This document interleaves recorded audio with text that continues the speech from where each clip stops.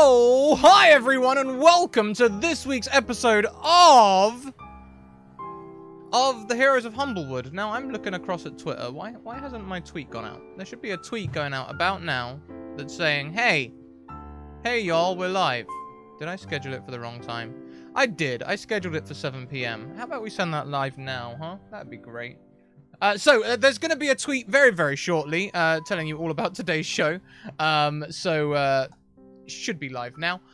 Feel free to go and retweet that. I'll put a link up very shortly. Thank you so much, Ren, for the raid. Make Believe Raiders, welcome in. Final Fantasy X 2. Final Fantasy X, a game that I'm also playing in the background. Loving it. Good to see some new faces in chat as well. Lovely to see you. Before we go around and say hello to these wonderful players around the screen, please take notice of the few following things, including our social links. We have Discord, Twitter, and YouTube. In the 21st century, there can be no such thing as social distancing because we have the internet. As Sarah was saying to me just before we got started, we've been training for this. We're ready. You know, gamers, we're here. This is our time. Let's do this. Let's show the world. Share your secrets with everyone. Yeah, Discord. We'll look after you and share our secrets with you, apparently. Also, check out our Twitter. Send me a DM on Twitter and I will get you a game. It is as simple as that. We love getting new players games here. We love experienced players coming to help out. And if you're a player that hasn't streamed before, but you really know D&D, great, we'll take it. Come and play. Basically, if you're human, or, close to human, send me a DM and we'll get you a game. YouTube, you can go and catch up on all of our content over on YouTube. We have hours of content over there. And there is a tweet that is now live. That should be a link to the right tweet. Go and check that out as well. Our sponsors, big thank you to Hero Forge, who make the marvelous minis of all kind of magnificent hues, including magenta. I need more M's. I need a word.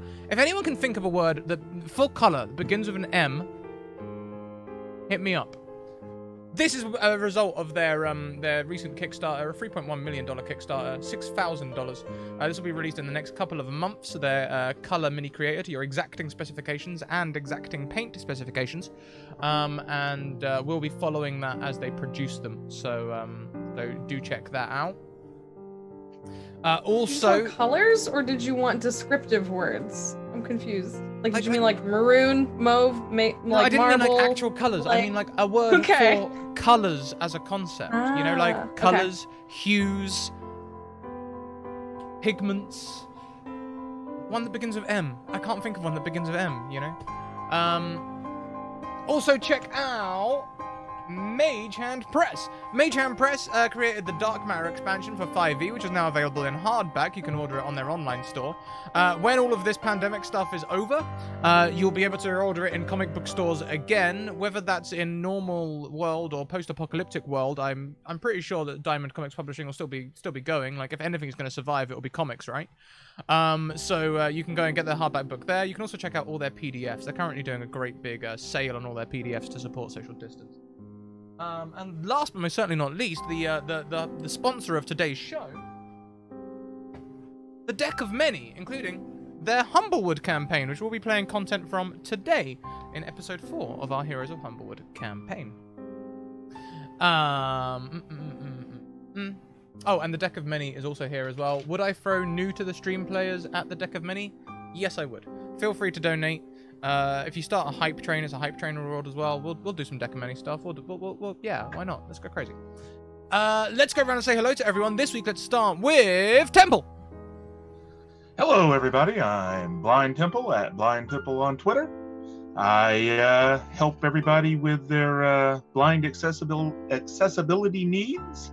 I'm a sightlink whisperer, so if you can see and you want to know what the blind do and think and stuff, I'll be happy to answer any of your questions. And I play Red, a red-tailed hawk raptor ranger on this show. I'm just realizing on the overlay I didn't update one of getting that sorted right now. Next, we'll go clockwise around the screen to the Hype Goblin. Sarah, how you doing? I'm great. Thanks for having me. I'm Sarah. I'm your friendly neighborhood Hype Goblin. And I'm going to be based bumblebunching today, who has some allergies. So he sounds a little stuffy today. Already in love. Already in love. Thank you. Next around the screen, we have Audrey Arcana. Audrey, how you doing? Hello. I am doing as well as I think could be expected, given world circumstances. Good answer. I will be playing. I will be playing Morrigan, the Corvum Wizard today. Fantastic. Love a Corvum. Love a Corvum. And last, but most certainly not least, our resident accidental victim, Jess at GoJG. Hi, it's me, Jess, Echo_JG. You can find me on all the places. But here today, I am Sunny, the tough little bratty Gerbean fighter that just, wants to fight everything, has way too many weapons. I can't believe we're actually going to finally go see the Bird Council. I thought we were going to keep getting the runaround for a long time. So this is exciting. No, we are moving on to part 2. Those of you following along at home and seeing how I'm running the campaign, we are moving into part 2, entitled The Bandit Menace. But you know what? I should also update the stream title. That'd be Pro Streamer over here. I should also update that. As I update that, I also encourage you all to check out the content warning.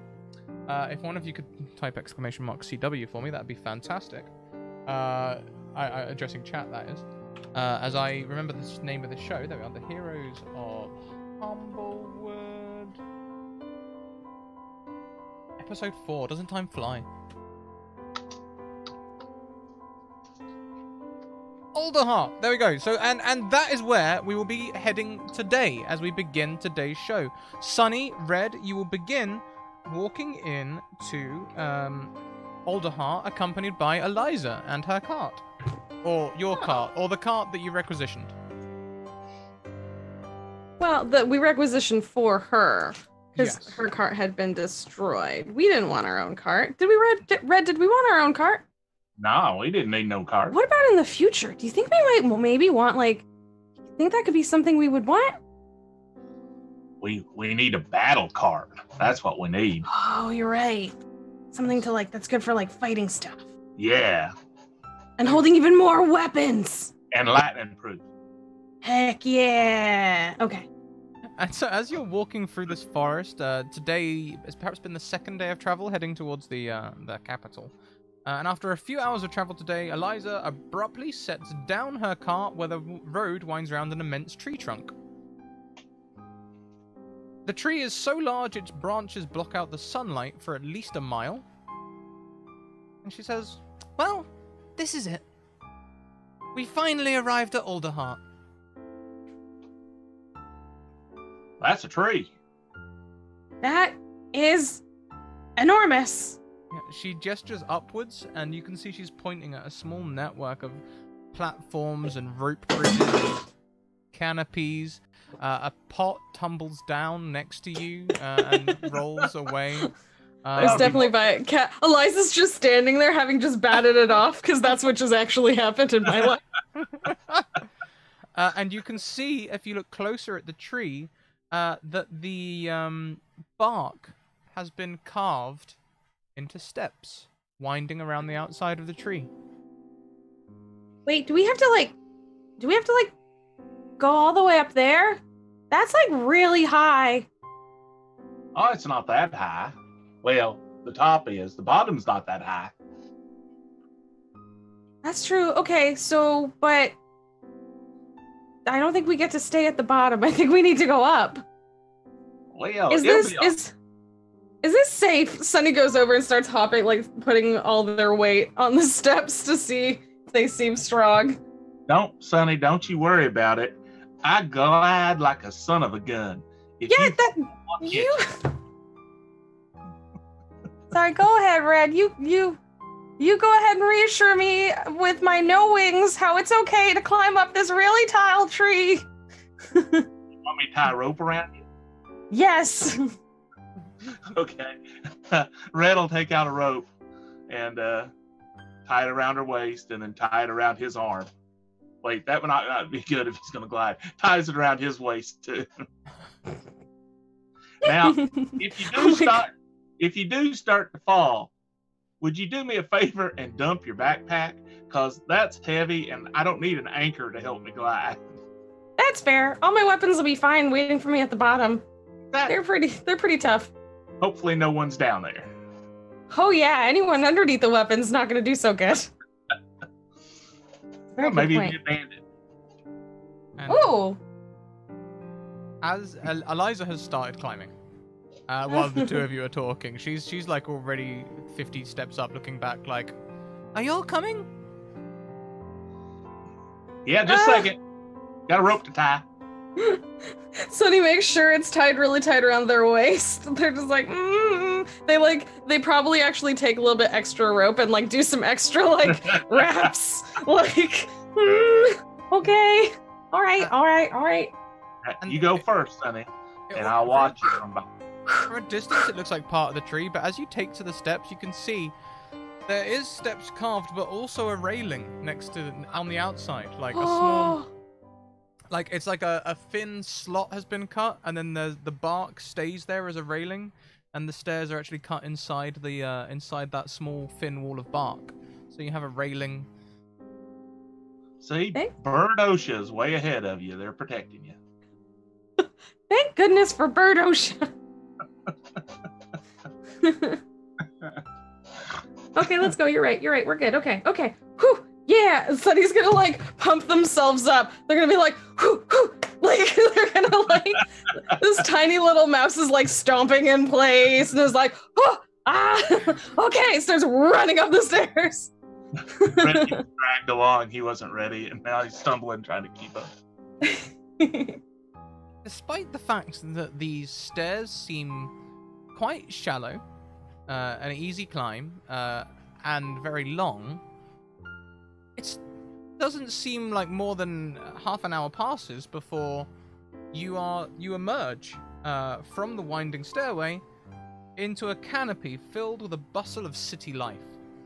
Buildings are located within the foliage, and crowded roadways are sculpted from the giant branches.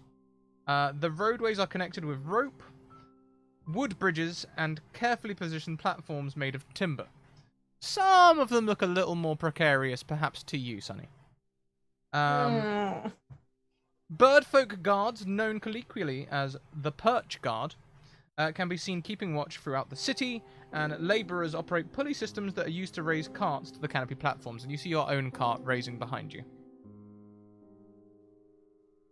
See, Sonny, you could have rode up on that. Oh dang! Next time, I want to. Does it look very precarious? Does it look scary? I would like to roll a scariness check on a level of 1 to very scary. Inside the hoist. Roll me a perception check. Thank you for the subs, everyone. 20 months, Kelly Lane. Thank you. A 9. On a 9, it looks to you like they have skipped all of the safety precautions. There is no railing around that thing. It's like on a thin rope. It's like spinning. You're sure that beam is bending. You know, like this does not look safe. I tackle Redden towards the tree like it's gonna fall. Watch out! Red, without the haze of paranoia, it does look quite fine. Yeah, it's okay. Hadn't you ever been up the tree before? This is just normal. It's bigger than where I come from, the sticks, but it's the same. This is no ordinary tree. This is really something. Okay, I'm gonna continue climbing up the tree like as close to the trunk as I can. If anyone else tries to descend and they want to be near the trunk, I will growl at them. As out of Morrigan and Based, who is more likely to be bustling speedily through a busy city? Oh my goodness, we have a hype train, everyone. Hype train! Hype train! Thank you very much. The hype train, you get different rewards at different levels. At level 1, everyone gets 2 advantages. At level 2, no one gets any advantages, but I get 8 disadvantages to use against the players. At level 3, there are no advantages or disadvantages, but everyone gets 2 nat 20s to use at their convenience. At level 4, no nat 20s, no disadvantages, no advantages. Everyone draws from the deck of many. At level 5, all of those rewards are rewarded simultaneously. So, who was more likely to be bustling? Sorry. I don't feel like Morgan is the bustling type, but might be the type to be moving through the city. Okay. So I don't know if you feel like the bustling type. Oh, Base is old. He doesn't move quickly. Fantastic. So he does not bustle. I think then, to make this work, if the three of you don't mind, Sunny, I think you said you were going to be clinging to the trunk and growling. Yep. I think you are If blocking a stairway,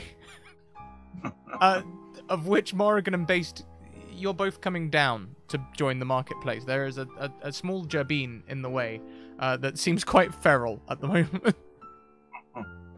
Hey, you can go around. I just need to stay. It's not safe. I have to stay over here. Are you okay? It's just I've never been this high up. Oh, okay. Would you like some help? I am very good at helping people. Well, what does your help entail? Well, in this case, I believe you were going up. So Yeah. it would be me turning around and helping you go up. Okay. Would you like to hold my hand? There's no quills on my hand. It's fine. So what am I saying? Based is a hedge? He's a hedgehog. Yeah, he's a hedge. And he's got a very nice blue tunic over his. He has like a little bit of cleric, like leather armor on. He doesn't need much because his quills provide a lot of protection. Cool. But he's an older, probably he's like late 40s, early 50s, and he just looks like a kindly old hedge man that's just offering you a paw. Yeah, so Sunny will like look Based up and down and be like, "Oh yes, thank you," and like take your paw. Okay, right this way, little one. Where are you from? Well, we came all the way from. I know this. We just helped one town. We were sent here from Meadowfen. Right? Am I right? It was Meadowfen? Meadowfen, Like, yeah, we're from Meadowfen. We just had to stop through Winnowing Reach on our way here. We have news for the Bird Council. We have to go speak with them. It's very important. It's about bandits. Oh dear. I'm sure that's very important for them to know about. I've never been to Meadowfen, but I have met a Fen. He's a very nice old man. That great mead. That's probably a lot like Meadowfen then.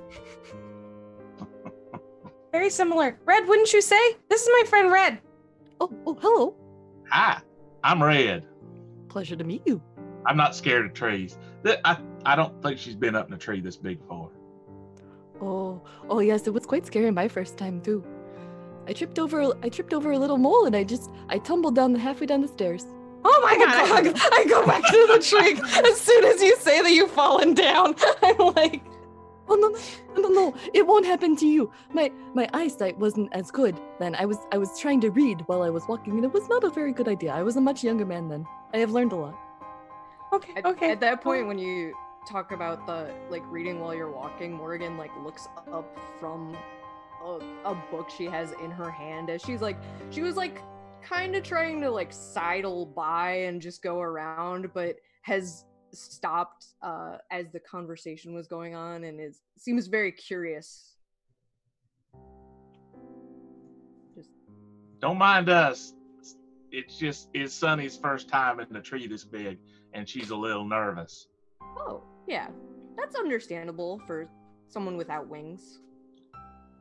I'm going to assign you all numbers from the order that you signed in. We do have 10 retweets. Thank you, everyone. Temple, you'll be 1. Sarah 2. Audrey 3. Jess 4. Temple, as you are talking, you say you're not nervous, but you kind of ink at the same time. As fog cloud? Oh, wow. Fog cloud is cast centered on yourself. What the heck is going on? Did my eyes just get bad? or, or is it foggy around here? We all see this? Or Yeah, just fog him? cloud. It's a 20-foot radius sphere of fog. Suddenly, this nice day turns very thick misted. It's kind of, yeah. It's you know, like valley fog, when you can't really see much further than just in front of your face. It just kind of emanates from red, spreading out until it covers a 20-foot radius. I'm sorry. That I don't know what I had for lunch, but So much for the hype, everyone. We have 30 seconds left. We are currently at 76% of level 3. So close. So close. At the moment, So I get 8 close. disadvantages. Level 3, everyone gets 2. No! Please move it. Please move the hype train. Keep the train going, please. don't need Scrat to have more disadvantages. Oh, not the poop. speed we want to stop at. I think Sunny, upon this like happening, is just probably like, why does this stuff keep happening? What is going on? Everything is bad. Well, let's see if we can move up the tree and get out of the fog. But it follows you, doesn't it, as we go? So everywhere outside of us is like beautiful, sunny day, and then centered on red, it's like so foggy. Thank you very much for the support, everyone. The hype train did end at level 2, but I'm going to honor those last 2 subs and 100 bits that came in. I think they would have tipped us over to level 3, so I'm going to give everyone 2 nat 20s. Yeah! Never say I am not a kind DM. You're very kind. You're the best DM. Yes, son. Thank you so much. Okay. Yeah. Okay. No groveling. Okay. I don't like it.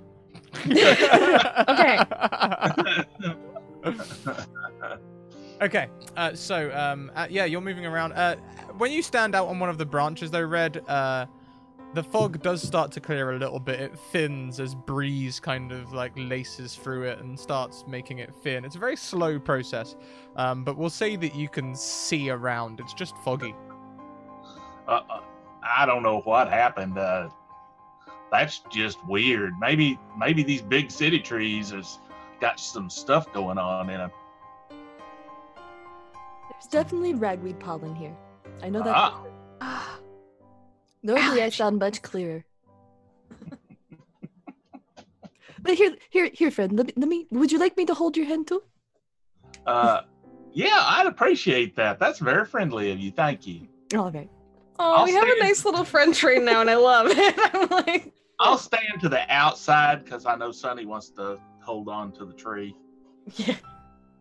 Okay. So, you have options from where you are. You can see standing on the outer of the trunk as you are. This is a very large, like gnarled tree. So it's not like a straight up tree with branches that go outwards. The branches all twist and turn around each other, which is possibly how they've been able to be making to roads so easily, because they all kind of intermingle as they spread outwards. If you head into the trunk, you can see it's hollowed out. There is a canopy market in the center, where all the branches sort of like lace around it, and you've got a road going around the outside, and it sort of circles in a market. On the outside, you can see the branches are residential areas. You can see an affluent neighborhood of high-class homes and some modest homes heading more towards the north. Seems the southern branches are more popular for the real estate. Makes sense. Well, where you live here? What was your name again? I'm Red. Who's he speaking to? Yeah, you. Me. Oh, my name is Bram Bumblebunching. Bram. Mhm. It's very nice to meet you. Could you tell us where the bird council is? We're supposed to go talk to them. Oh, I believe they're over this way. I haven't talked to them myself. I came here looking to help some people, but now I'm helping you, so I guess we'll go find them together. And Red will turn to Morgan too and say, "Hi, I'm Red. Who are you?" Morgan, nice to meet you. Nice to meet you. Yeah, I'm also headed towards the Bird Council, so we should head together. Well, yeah, we all go together. That'll be fun. Sonny, I have bad news. I'll lean close to Morgan and say, my friend here, Sonny, she's a little nervous about being up high in the tree, so if you'd look out for her, I'd appreciate it. Yeah, sure. I'll do what I can. Thank you. I have bad news, Sonny. Of all of the tree, the Bird Council is at the top. Very I know it is. Like, I mean, I as a human person know that. I don't know if Sonny knows that, but yes, but I also have the same page open in my book. How about we get a bit of a physical description of everyone? So you've introduced each other in name. What do you look like? How are you dressed? What did you tell us? Sing for me. I mean, Sunny is normally this like not a bit of a loud mouth. Just like if it seems like there is anyone that they can like step up to, they will. If anyone like gives them a tough time, they're like, "Hey, what's up?" They stand a lot taller than they are, but they're actually just a tiny, small, even for a Gerbine, which is like a mouse person. They are very small, and yet they are carrying a huge bag, completely covered in weaponry, including a great sword that is larger than them, and a pike, several just so many weapons. And they normally are like all being very tough, but right now they're cowering up against the tree. Yep. Red is a red-tailed hawk raptor. He wears all red-colored leather armor. He's got a longbow, which is about half as big as he is, because he's fairly small. He's only a couple of inches taller than Sonny. And he has 2 daggers and a quiver full of arrows slung over his back that he calls his bucket of arrows. And he's always just happy-go-lucky, looking around, enjoying the view.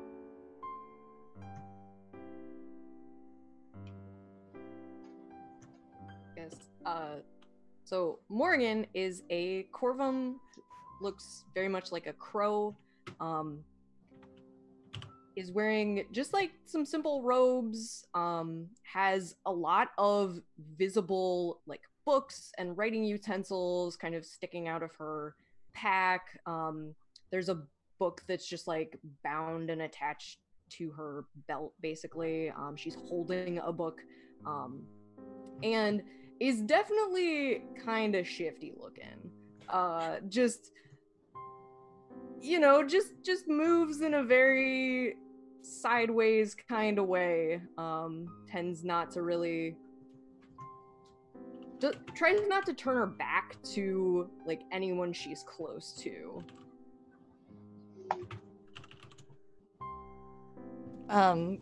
Based has a blue and gold tunic that has been altered for his hedgehog body to accommodate his quills.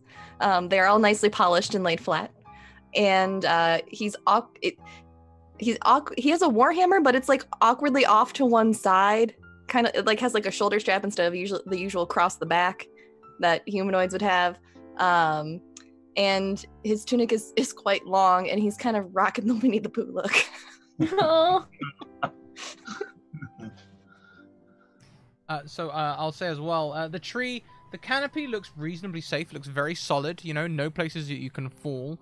The boughs, those affluent neighborhoods, look like they're kind of on very thick branches with lots of sturdy construction. Looks, reasonably safe. However, looking out towards the branches, the more modest neighborhoods, that area is described in the book as dangerous for non-bird folk, which makes me believe they're on slightly flimsier branches, maybe the thinner branches, and it's a long drop. Every once in a while, I just hear, "Ah!"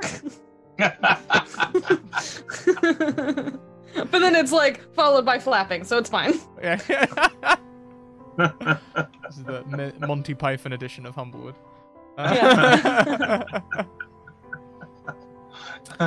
So you Morrigan and Bram, you would know that the bird council is up top. You know, getting there early is good. You have more stairs to climb, and Sunny is currently blocking them. I'm not blocking them. I'm up against the tree. I'm just like, I'm pretty sure the stairs must be wider than one gerbine. There's much larger creatures that live here. It has to. It's true. It's true. There's large deer people, so it has to fit 3 Sunnies across at least. I'm only blocking 1 Sunny's worth of stairs.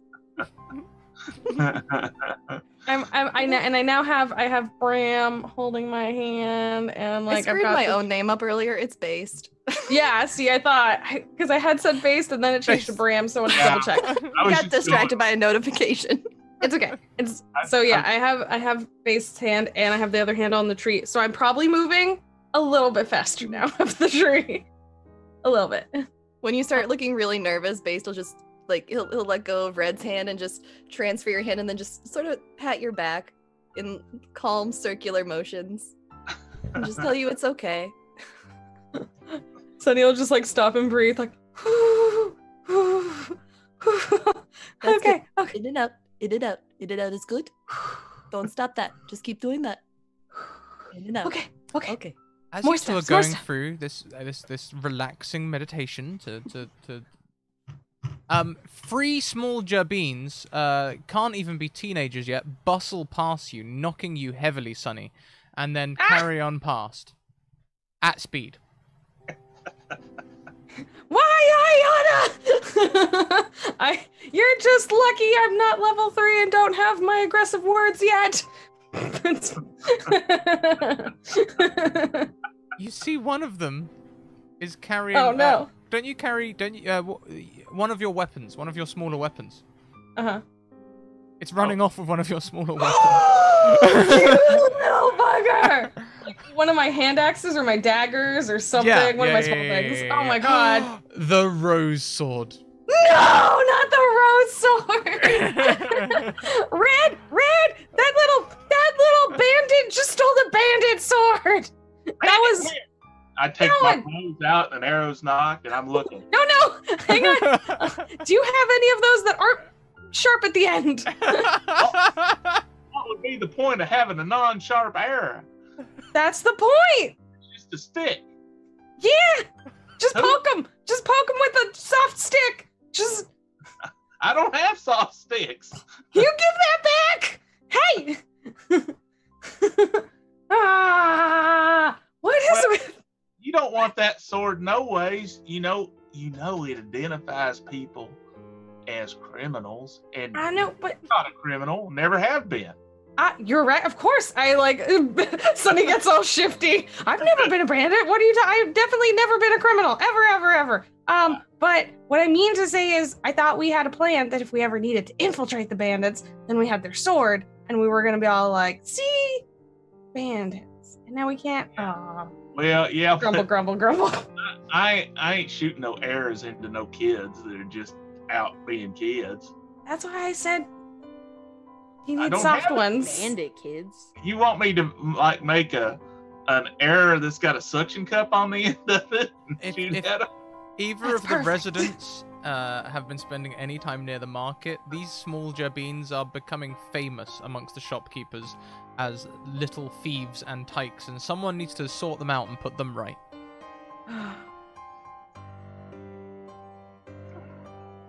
Muted.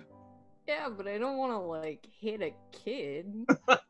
Okay, but here's the thing. What if we just track them and found out where they were hiding the stuff. And then we were like, haha, you can't steal stuff, give this all back.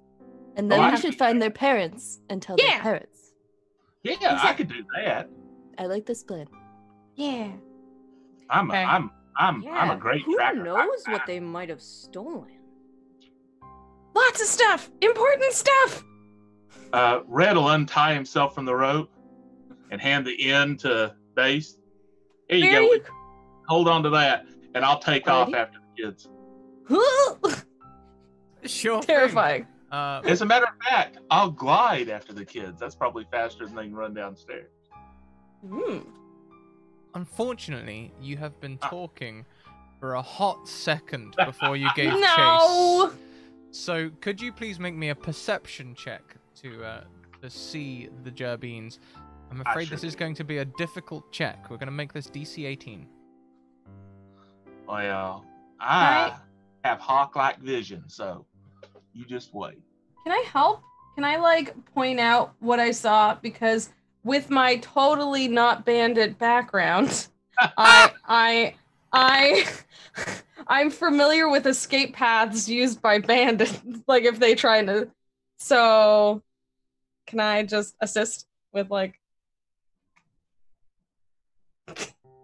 They went that way. I will say yes if Sunny is willing to come away from the bark and point down the branches.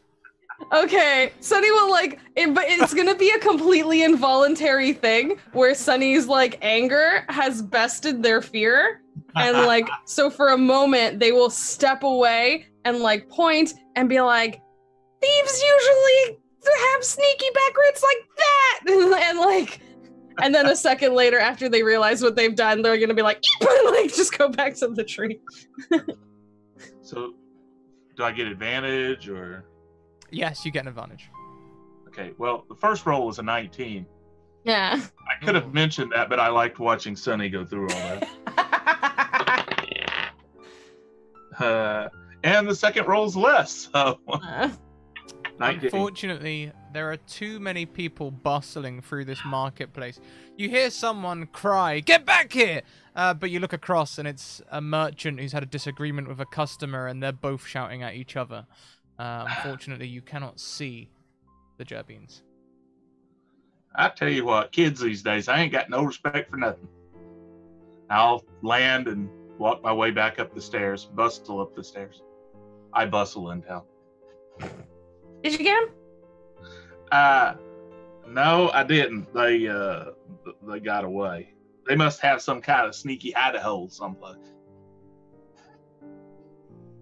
I'm sorry. That's okay. We could try as to much as we find run into an bandits. artifact. Morgan, do you think you know where they might have gone? I don't know, but maybe we could put two and two together. Try to ask around. Yeah. Are they, do you think people would know about these little thieves? Well, I hear they've been making quite a name for themselves. At least, I assume they're the ones people have been talking about. Mm-hmm. Causing quite a ruckus. Mm-hmm. Okay, so then there's a chance, is what you're saying.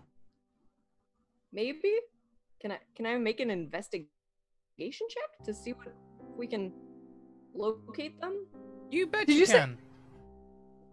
So did you say the market was below it? Like, So the market is in the center of the trunk.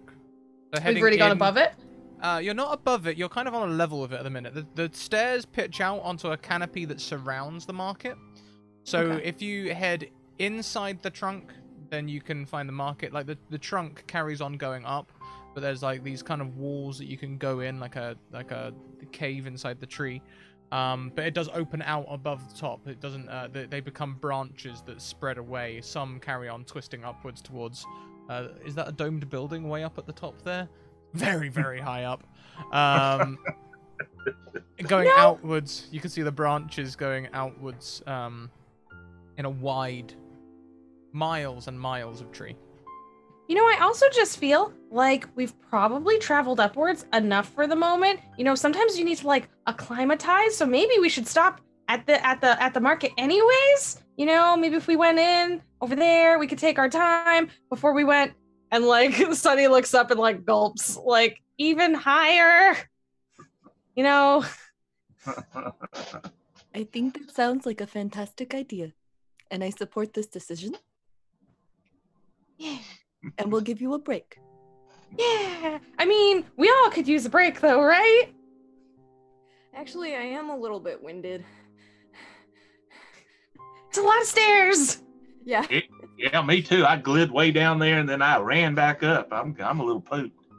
So we all agree, time to take a rest in the market and possibly find some thieves.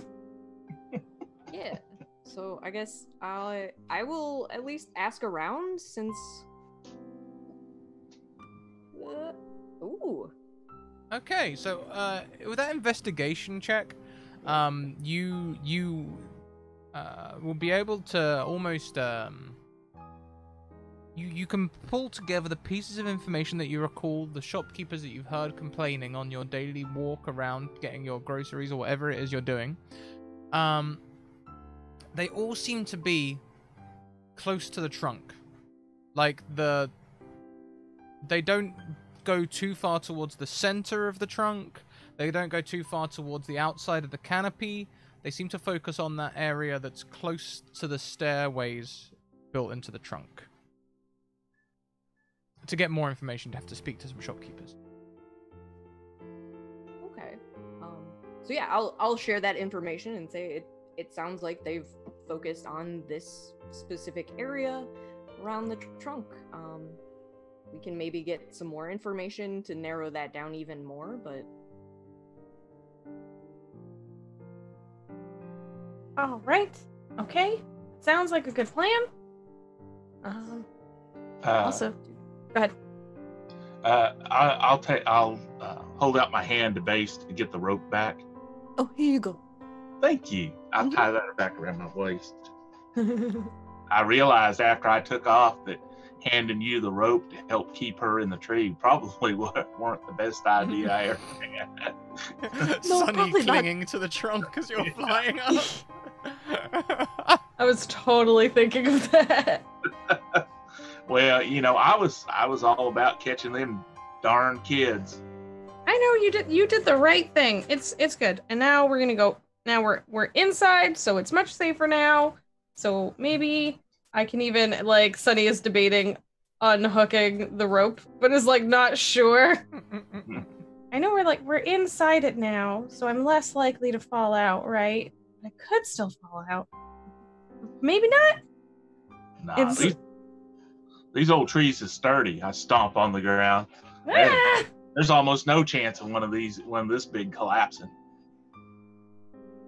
Well, in particular, I think the market's like in the middle, right? Yeah, through the trunk, he said. Yeah. There's some on the canopy out here, like there's some shops, especially in the south. The sun comes through the leaves, creating dappled light over everything, and it's very pretty. There's a lot of jewelers and things in that area on the canopy because it's got the good lighting to show off those wares. But taverns tend to be closer in the middle. In the very center, it looks like there's like maybe a food court there. And as you go around the outside of the trunk, you can see all sorts of other shops. You can see weaponsmiths. Eliza, who has been watching you with some, she's setting up actually. It seems she owns a stall reasonably close to where you came up. She's laying things out ready for sale. And if you wanted to do a little bit of shopping, I'm totally okay for this to be a shopping trip. We can give your Morrigan based. You can each have like 20 gold or something to spend. You know. Well, I mean, I can't really replace that sword. They said as they zeroed it out in their inventory. Wow. Anyone else just get like a pretzel taste for a second then? Weird, huh? No, I'm just wondering. Red, did we ever find any healing potions? Did we ever want? Yeah, we got. Remember that nice old Mima in the swamp gave us some healing potions. Did I not write those down? I think I did. Hang on. Okay.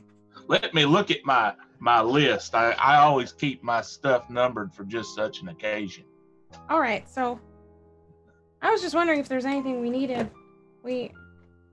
Well, I think we both got a healing potion and a greater healing. Didn't we get 2 greater healings? I think. Holy dang. What did we get, Scrat? Yes, you got all of that stuff. I remember clearly. It's right here in my notes. That's exactly the stuff that you got. Definitely. I remember as if it was last week. I've got it in my notes, but I didn't put it on my character sheet. The only notes I have from last session are fought Robert the big mean bully frog. Yeah. Bully frog. Which isn't evil. Wants frog spleens. These are great notes. That's super helpful. Indeed, out of context. Yep, it's great. Okay, we have that. All right. Well, no one needs any shopping. I guess we could just ask around. Why don't we ask Eliza? Have you met our friend Eliza? Eliza's pretty cool. I cannot say that I have. Eliza is unique. There aren't a lot of Elrond, right? She's an Elrond? Elrond? An Elurand, I think. That's how I've been saying. Elrond. She's a cat people. There's not a lot of them. Quite small though. The tiny little paws, little toe beans that barely can fit around a quarterstaff. Long pointed ears. We have a picture of her in here somewhere. Hang on a second.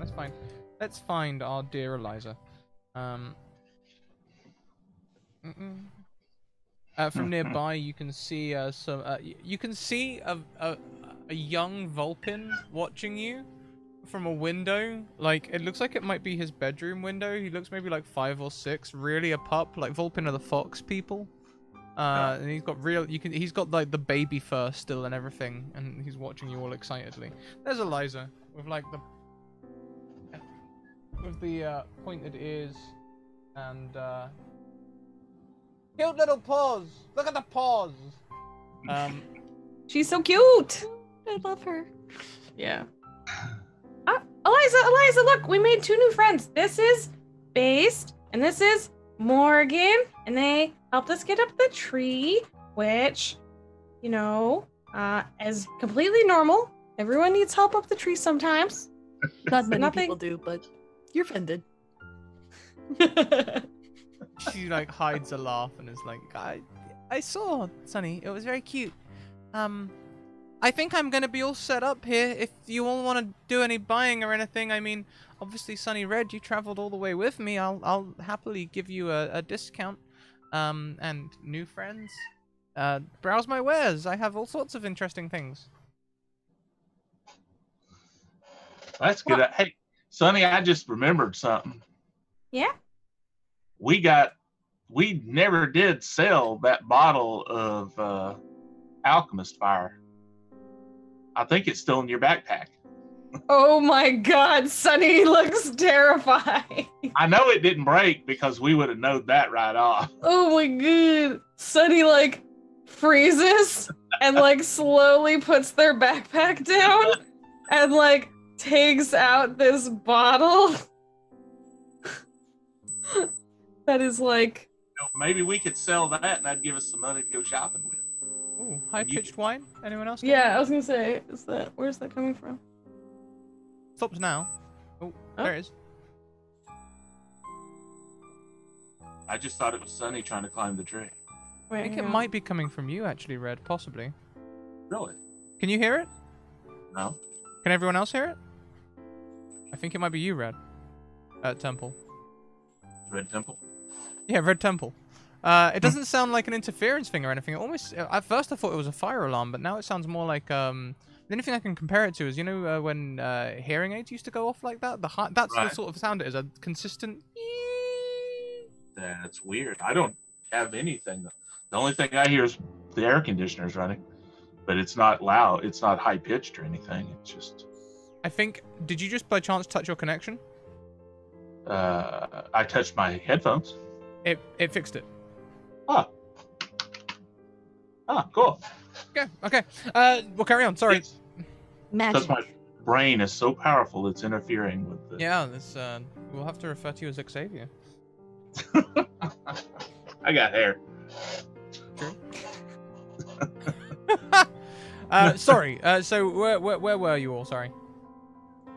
We're looking Carefully to sell... putting down the alchemist fire. Yes, Here, I'll that hold is very it. valid. We don't want to set that on the ground. I don't want nobody tripping over it. Oh gosh, okay, then I'm just holding it. Ooh, I it's take like, it out of her hands. I could what? just like, I mean, I sold it to you, but like, or I gave it to you as a reward. If you like, I could just take it back and you could take something else. Yeah, do you have any anti-fire? Water? Let's see. Well, I now that we're back at my store, I do have a stock of much more powerful magic items. But they're like the cheapest one is 4 times the price of the alchemist's fire. I have the boots of my people, braces of archery, a cloak of Strig kind. I have all sorts of things. Red perks up at the bracers of archery. Mm. Yeah, but I ain't got enough money for anything like that. I'm just, a poor humble ranger. Yeah, that fire bottle was the most expensive thing I've ever held, I feel like. Uh-huh. Hmm. We ain't got much money out down the way in the sticks there. It's I have a question, actually. Liza, if you can. Do you know what this is? I hold out the necklace that we found, that we pulled out of the slime, that I don't think we ever identified. Ooh. no, we got She takes it from you. By the way, her shop is like a small nook inside part of the bark that makes like a cozy shop. It doesn't feel like a tent or a stall like some of the other places. Nice. It's actually a building, which is like nice. like a box that a cat would crawl in and hide. It's more circular actually. It's it seems that perhaps there is a storeroom out the back. It seems very functional. Doesn't feel very lived in. This definitely feels like a shop building. Right.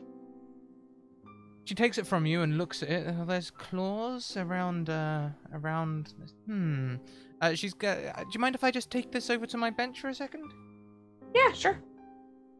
She sits there with some goggles for a second and like weighs it and measures it, and she takes a scroll and looks at a scroll and looks at that and then go, well, I mean, I haven't officially identified it, but I feel like this could be a nest charm. A nest charm? Nest charm. What's that do? I look around at everyone. What's that do? Does anyone know? Nest charm? What's that? Oh, everybody knows what those do. Oh, okay, well, I don't. Yeah, Red doesn't either.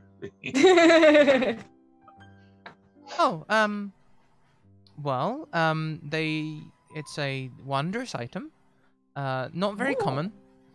But not quite rare, It does require attunement. And if you place it on the ground and speak its command word, you can cause it to unfold, creating a 30-foot diameter circular platform of interwoven branches.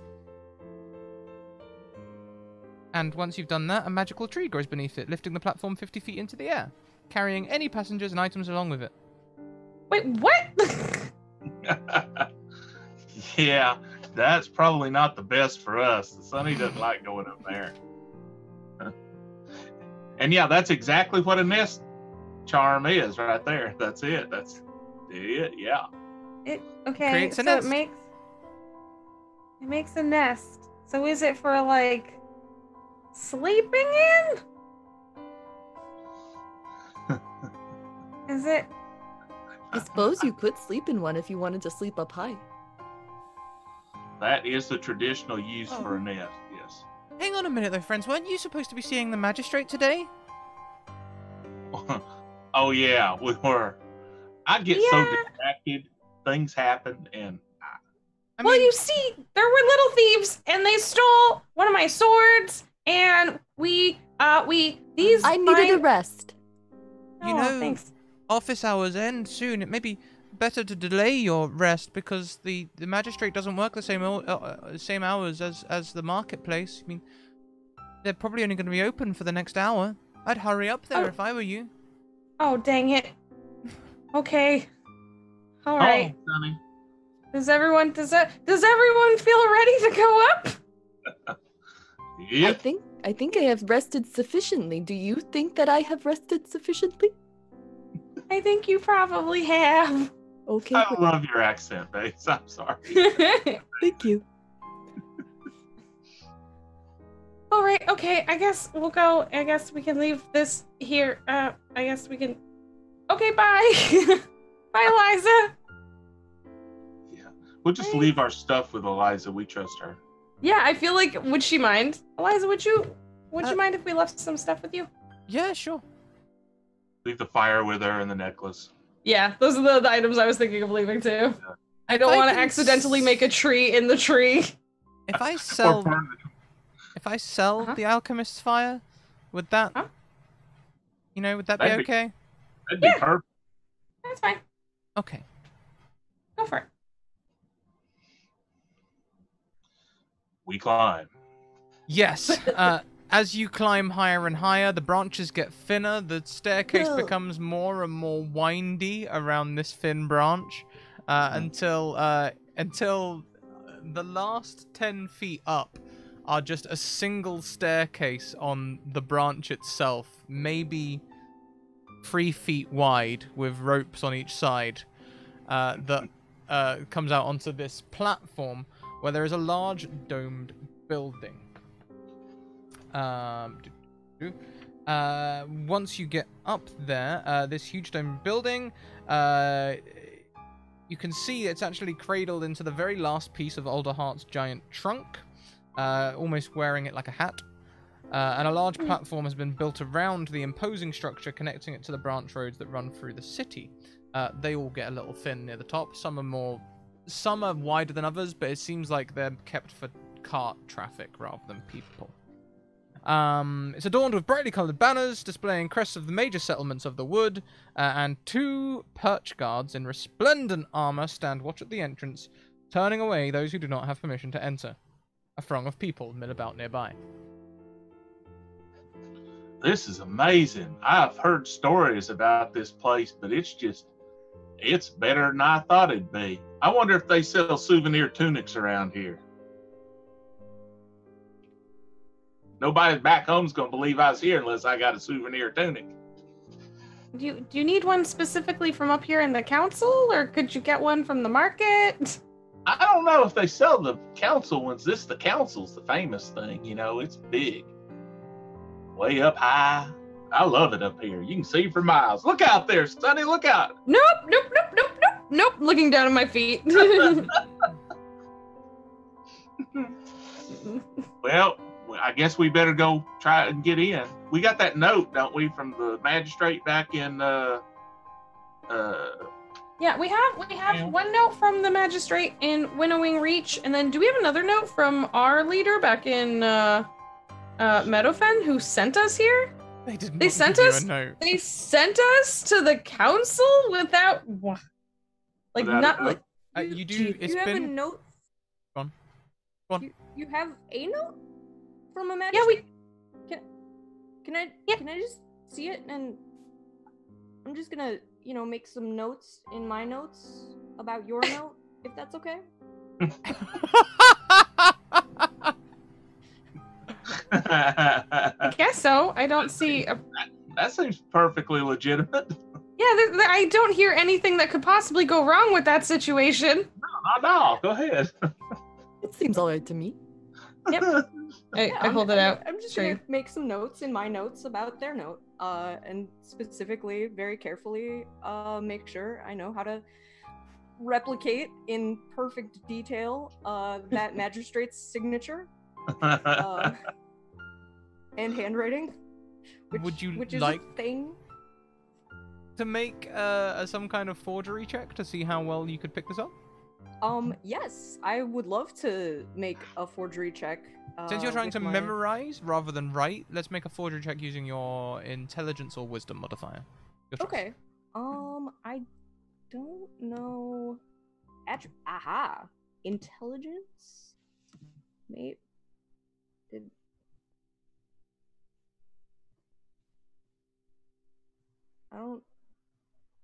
I think +5 should be the right, so I think I got 14. On a 14, you know, you definitely know the shape of it. You know, you could, yeah, you could. Okay, everything seems to be in order here. Yep, no, nothing untoward going on here. Yeah, you could probably replicate that.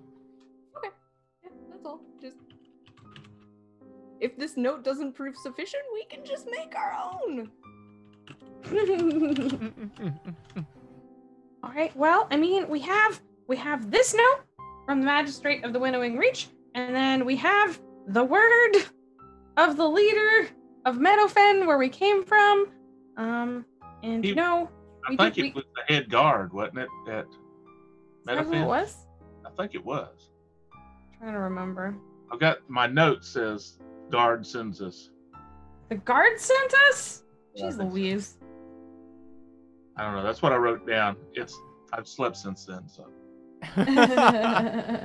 Walden Crane was the magistrate of. Was the magistrate? Yeah. Yeah. In the last village.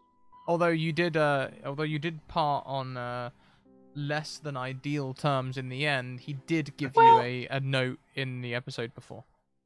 That's right. Well, he owed us, and we did him lots of favors, and it's not our fault. He was a poopy pants.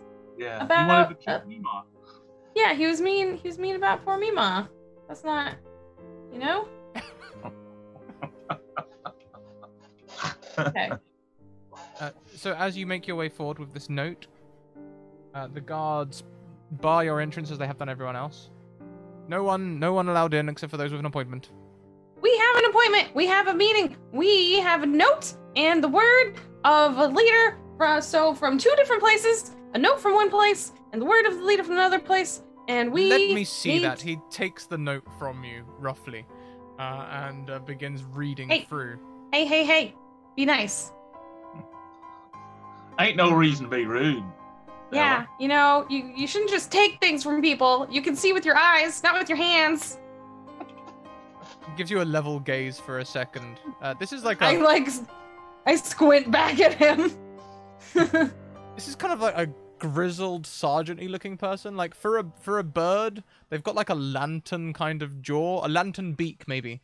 You know, I mean, a big square thing, and sort of like give you a look out of one eye, and slowly turn to look at you out of the other eye, and carry on reading.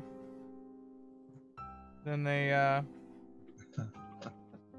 stands to the side, stiffens his back, says everything is in order here. Please join the other petitioners waiting to be summoned. Wait, what? Okay, but we heard that it was almost end time, so could we like go in like now-ish or like soon? Yes, go and join the other petitioners. He's like gesturing you to pass him. Okay. Get the note back. Yeah. Does he give it back? I swipe it back. I like yep. He lets go of it just before your hand's there, so you have to stoop a little to catch it. I'm already game. Joke's on you. I'm already very short.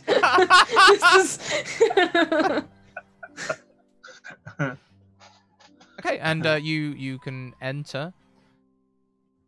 There are a number of people in this room, in the seated area. It almost feels like okay, so what's the energy in it? So the room is kind of like you know, wooden seats, circular. It kind of feels like if you took a church and an emergency room and you slapped the two together. This is the resulting room that you get. Like everyone's sitting there wondering how long they're gonna have to wait. But there's a nice wooden kind of feel to it. Everything feels cozy, and the light shines through the nice glass and stuff. It's pretty, but you wait what feels like an eternity. Does anybody see a tunic souvenir seller around here? Brett's looking around. I guess not.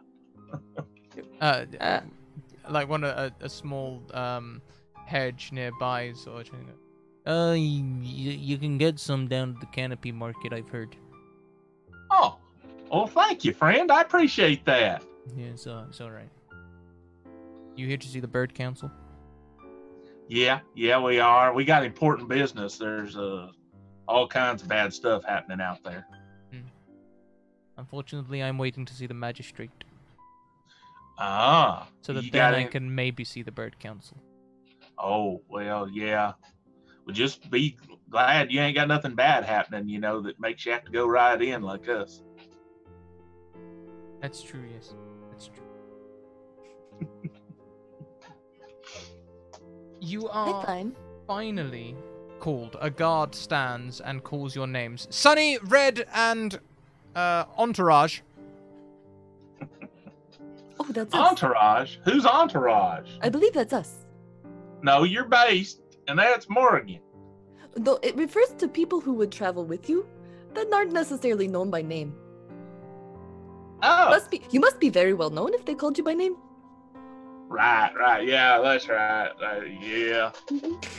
Come on, through you come. Red And- instantly likes bass a whole lot better now. He's desperate to be famous. As you pass through the double doors into the council chambers, you see a group of 5 stately birds arranged across elevated seats, looking down on this circular arrangement. Each council member has a tall podium in front of them, rising just above their waist, and a sheaf of papers is ordered neatly upon each podium.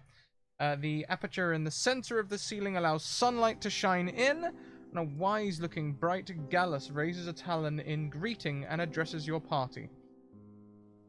You now stand in the presence of the Birdfolk Council. I am the council's speaker, Beta. Please state your case.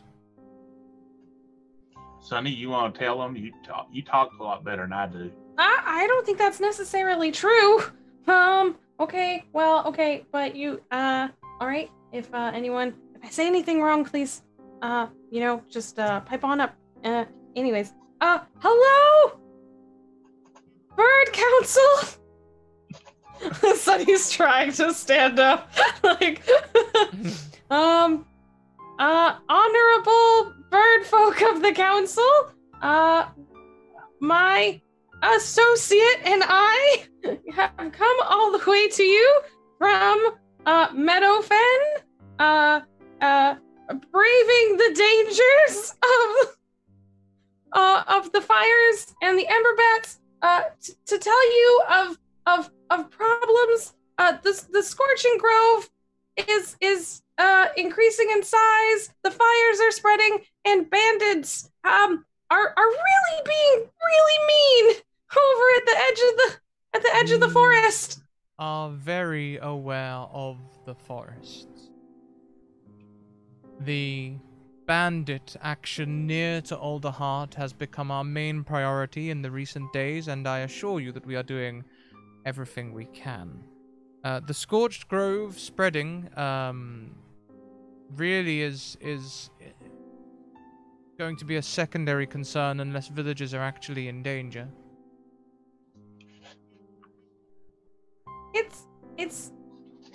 They are. It's not going well over in Meadowfen. There many people have gone missing and lost in action. There's As you cast Sorry? your minds back, seeing as it was only 3 days ago that you left. the yeah, first in game, thing, but in real time Yeah. it was like 2 months ago. So Ashbarrow was completely destroyed, was the words. okay. Yeah, Ashborough is gone.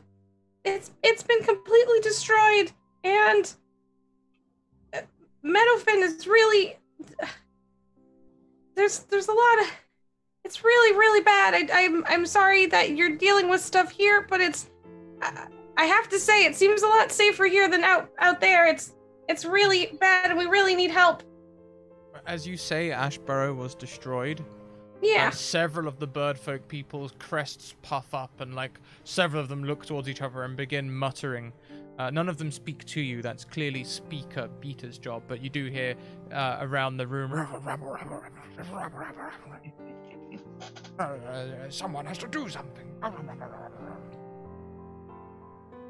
We were not aware of Ashbarrow's destruction. Tell me, good folk, how long ago did this happen? We've been traveling for 3 days. Right, Red? 3 days. 3 days. It's been about 3 days, yeah. It's been 3 days since. Long 3 days. Yeah. You said And, you came from Meadowfen as well? What of Meadowfen? Yeah. Meadowfen, they sent out a party of people to go help check on Ashvale, and they didn't come. Only like 1 or 2 of them came back. It's bad, real bad. The Ember Bats almost got poor Sonny there. It was a close thing. What is this about Ember Bats? Ember Bats flying through the wood. They attacked us on the road back here. And Yeah, one or two strays, or? oh no, No. it was swarms of them. There I was. got Yeah. Go ahead, Red. I got burnt. Sonny got burnt. She got knocked plumb out. We just barely got her back. Yeah, and didn't Scrat, when we looked and we saw like people see 1 or 2 ember bats sometimes, but didn't we see like, didn't you describe the sky as like covered in them or something? Like it was Swarms. Yeah. Swarm. It was you couldn't see the trees for all the ember bats. There was more than I've ever imagined possible.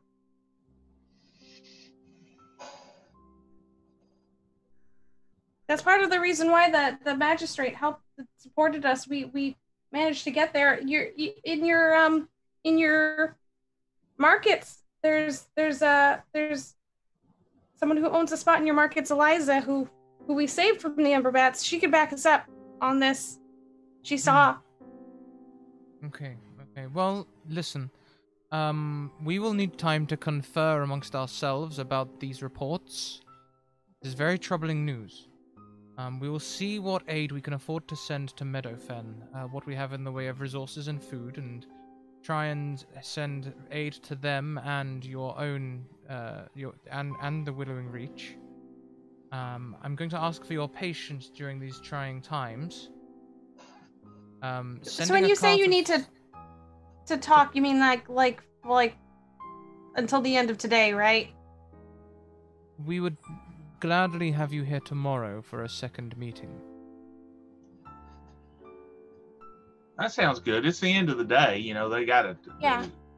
Well, Okay, that's reasonable. Okay, and then tomorrow you'll send us out with a cart to go help. I will not lie to Meadowfen. you. Sending a cart of supplies along these bandit-ridden roads will not be easy. And any guards that we send will mean less protection for Alderhearts. We have a lot of things to balance at the moment. All of our essential trading hubs and the city are being attacked by bandits daily. They are being rallied, we think, by some kind of leader who is giving them backbone like they've never had before. We would like to support the refugees more, but the fires keep spreading and we're cautious of how our food supplies look. Well, if you could just give us the supplies and a little help getting them down there, I'm sure me and Sonny could get them down there. We kicked Major Bandit butt on the way here. I think we'd be okay going back. Hang on a second. You kick Major Bandit... Your bandit fighters. Oh, Yeah, I mean, look at this. And I reached for the bandit sword and I'm like, oh. I've done put arrows into several bandits. None of them get out of range of me. At least not alive. We could perhaps use your help dealing with the bandits if you have experience of them. Are you going to send supplies to Meadowfen? That is essentially guaranteed. The conversation will be regarding when it is safe and best to send them, and how much we can spare exactly. That will be there will be aid sent to the villages. Well, that's good. You can count on me to help if I can. Sonny, how about you? Yeah, I'm ready to fight some bandits. I'm always ready to fight more bandits. Now, I believe, though, you can help us solve the root of this problem, which is the banded enemy. Return here tomorrow. We will discuss more then. And was there anything else to add? And she looks across at Morrigan and Based. Well, you know, we're very experienced with fighting these bandits. But more information, from, you know, the libraries would be very helpful. Okay, yes, we could perhaps send a contingent out to the great libraries. You know, just you know, permission to look at some things that maybe not everybody can look at, would really help us be able to take down the bandits that we have already I mean, you know, we're very experienced, but more knowledge and experience always helpful. Okay, agreed. In exchange for your aid with these bandits, we will happily grant you access to the avium, and perhaps help provide escort there as well. And looks towards Based. Oh, I was just here because a friend needed help to get up this high. But I will gladly help them if they need more help. What a kindly fellow you are. It is what my god asks of me. You're not sure if it's a bow of the head or like one of them like things that birds do, but they do make that movement. And he raises her head back. Okay. Go now. Find yourselves places to stay. The city is quite crowded, but I'm sure you'll still find rooms somewhere. We've not had that many. We've not had that many refugees in the city yet. Return tomorrow, perhaps before noon. We'll be here. Thank you, your Highness Bird Magic bosses. And I'm like bowing my way out. And you know, they did seem actually really concerned about everything that was going on. They're just balancing a lot, it sounds like. Whether you think that's reasonable or not is up to you. Yeah, I felt like at first I was worried that they weren't doing enough, but then when they described how many people they're helping right now, it does sound like they have a lot on their plate. So, as you head outside, you have the task of finding a place to sleep tonight.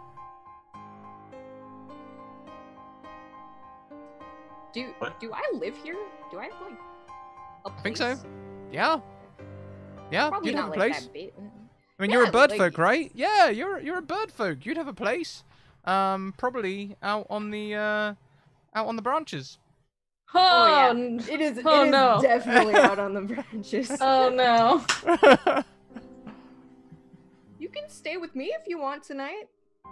Oh, Oh, that's Where- very kind. thank you. That's really, really nice. Whereabouts? It's Whereabouts are ya? You know, it's out on the branches a little. What do you mean on the branch? What do you mean on the? You know, all you have to just hook your talons right around the branches and you won't fall.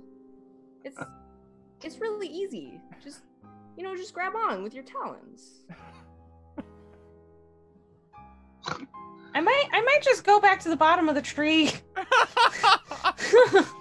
Well, now, Sonny, you know the branches, that's good sleeping place out there. The wind gently rocks you to sleep.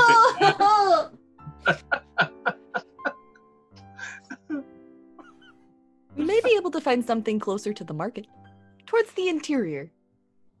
You could go down, but if you have to go down, then you have to look down. And I don't think you want to look down either. Oh my gosh, I didn't even think of that. Ah! It'll be fine. We'll find Oh, something. you can look like right straight down, like just outside my house. I mean, you can see all the Ah! way from there. Why? Is there any part of your house where I don't have to look outside? Oh yeah, I mean, the house. But you gotta get there, you know. Do you have a closet we could stick her in? Yeah.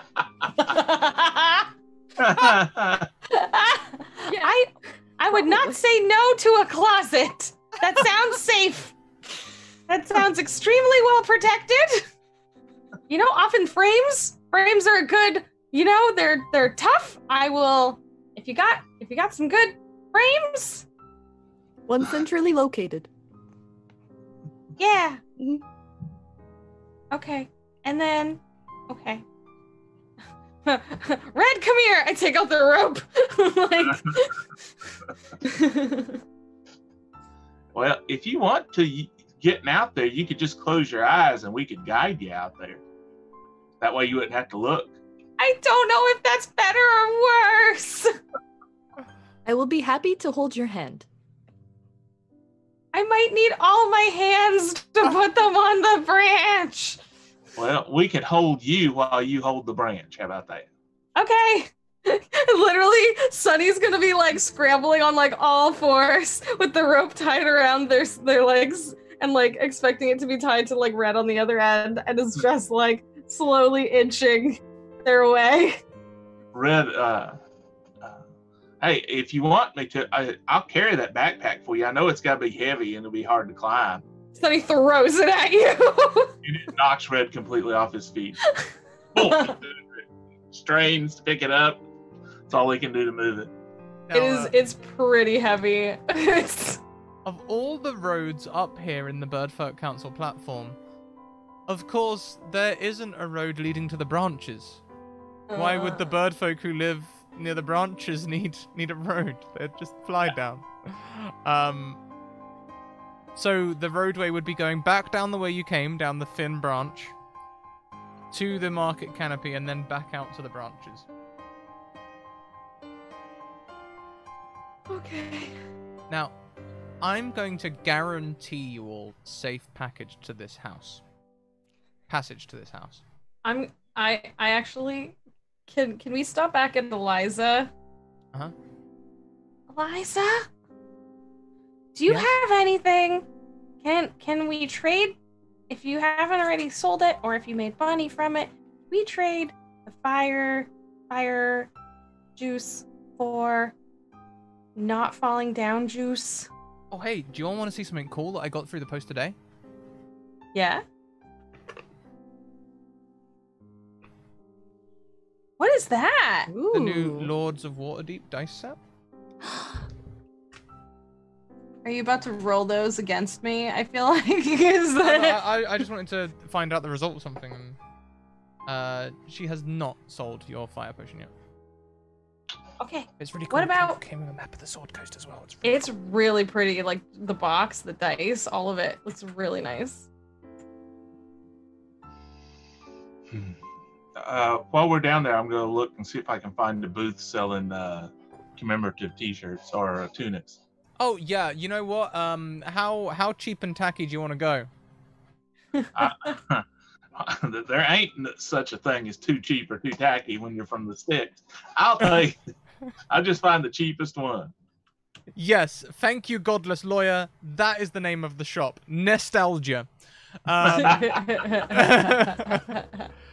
You find a shop called Nostalgia that sells all kinds of stuff. There's mini trees. There's like absolute. There's like little like like executive toys and all sorts of things in there. But amongst all of the stuff they sell, biscuit tins saying "I love Alderheart." Amongst all of the stuff that they sell, there are T-shirts that say a combination of my relative, dad, uncle, father, mother, Right. Ziffer, went to Alderheart and all I got was this lousy T-shirt. There's I love Alderheart. There's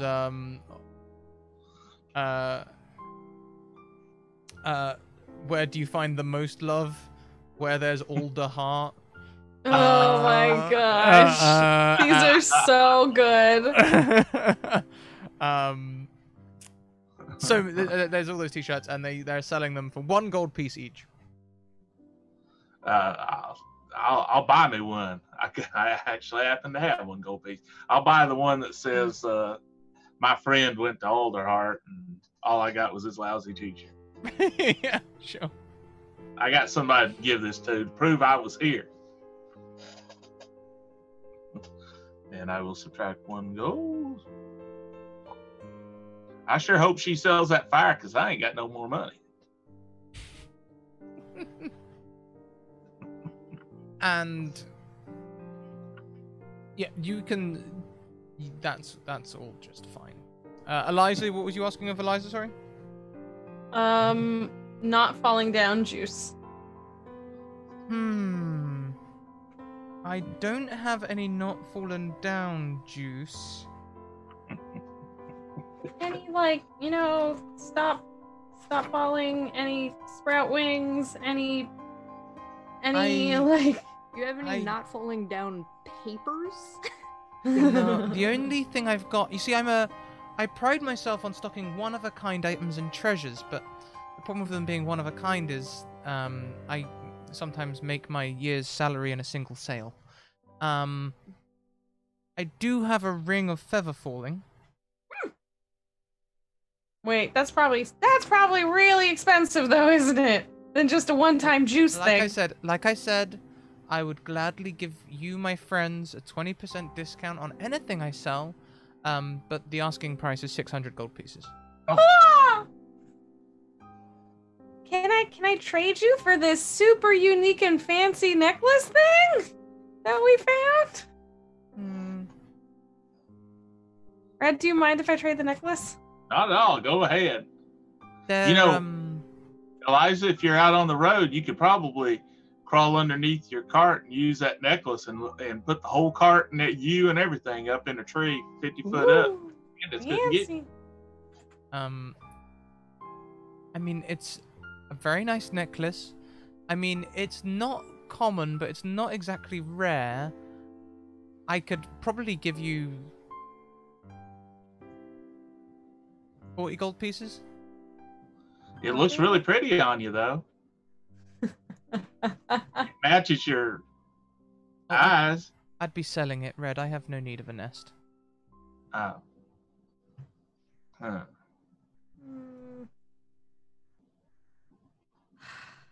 It's okay then. Don't worry about it. I'll just... Could she maybe borrow it for one night? Ooh. Make me a persuasion check.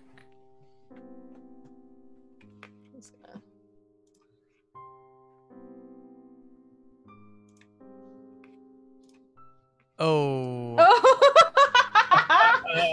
I'm really sorry, friend, but I have a business to run. Like I said, sometimes I can make a whole year's salary in one sale. What if someone comes in tomorrow morning before you return and wants to buy a ring of falling and they have 600 gold pieces? I'd miss out on a huge sale. That checks out. Fair. Okay. Don't worry. It's fine. Sunny just retightens the rope around their waist. It's like, it's fine. I've lived a good life. It's fine. We got rid of some bandits. We talked to the bird council. We did most of what we... Out to the branches. As I said earlier, I'm going to guarantee safe passage. And with that knowledge, Audrey, I'm going to hand it over to you to describe the journey to your house. So it starts out, much the same. Like there's paths, there's railings on the narrower places, and the farther we go, though, the narrower it gets. The railings just kind of stop existing.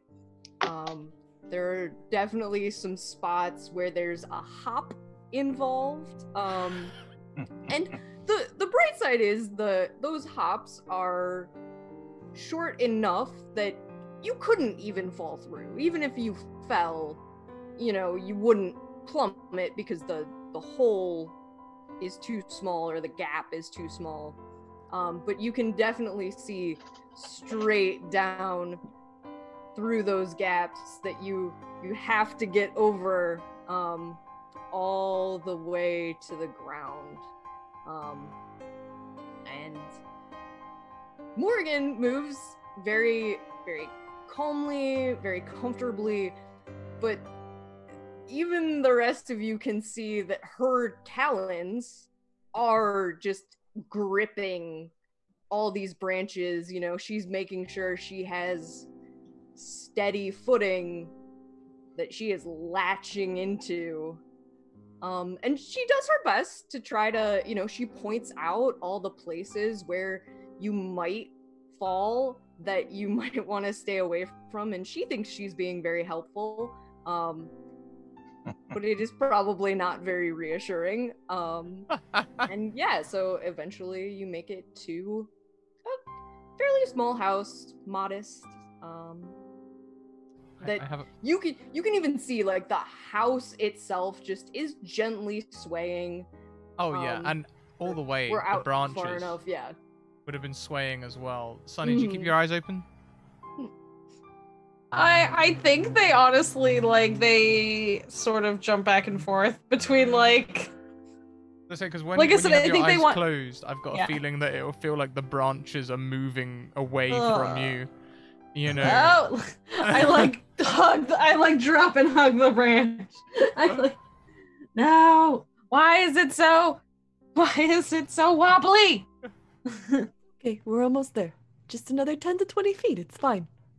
You're fine. And Don't so worry. it's going to take you a little while to go the normal route back to your house, Morrigan. And as such, it's quite late by the time you get back. The sun has set and the fireflies are out, and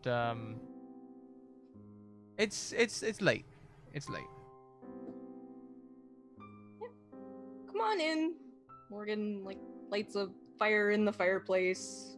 I immediately drop to where there's the most solid ground, and I'm just like, thank you. Morgan, thank you for letting us stay. Thank you. And then I'm like, ah.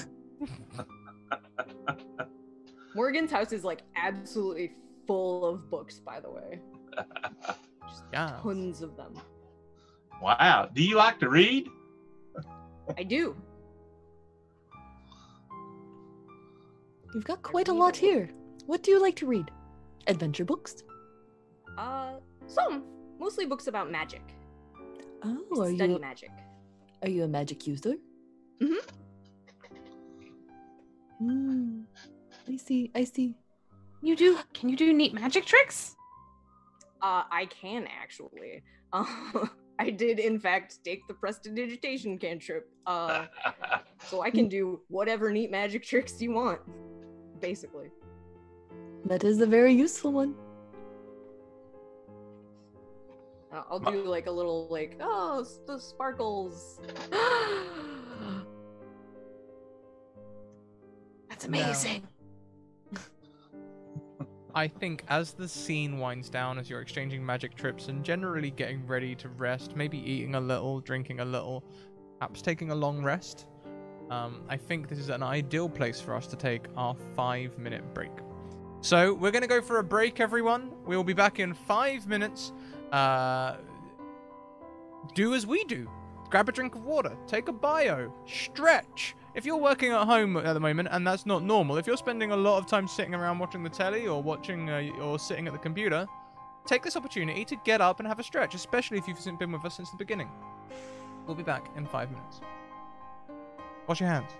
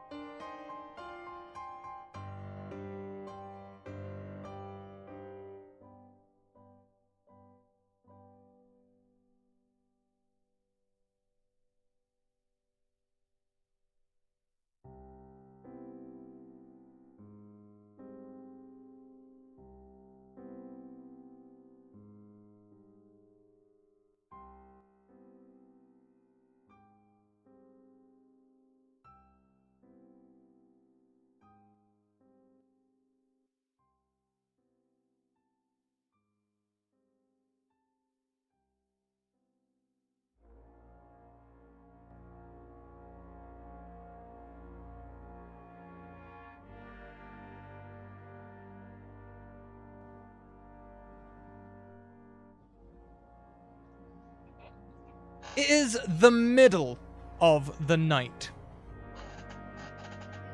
when horns start blaring all over the city. The perch guard are moving fast outside. You can hear troops moving as they are trying to as they're moving across the branches. The very house shakes as one patrol runs by, and there are shouts, "Bandits! Bandits!" It sounds like everyone's heading north towards north in the city. What you'll do? I get up and start scrambling around and picking up my stuff. Bandits, where? I hold up one of my weapons, and then I remember that we're in a tree, and I just crouch back down. I'm sorry. Hop up, What? grab my book. Bandits! Someone shouted bandits, and to me that usually means there's bandits. So, Oh, we should go. yeah, we talked to the council about helping with the bandits. Maybe if we help with the bandits, they'll do stuff. And also, it will help. Yeah, well, they're bandits. You gotta help. Yeah, I'm gonna like open the door, like look around, like, hey, Yeah. what's going on? You can see as soon as you open the door. You said you can see all the way down, right?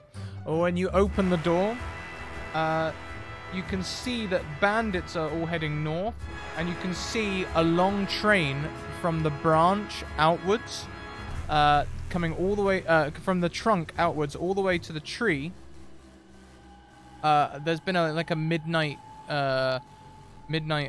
caravan, merchant caravan arriving, and they are beset by torches which glow like tiny fireflies in the darkness. You can see through the forest as torches are rushing the merchants, and you can see the shining armor of the perch guard as they're rushing to try and protect these merchants which are assumedly coming up the tree.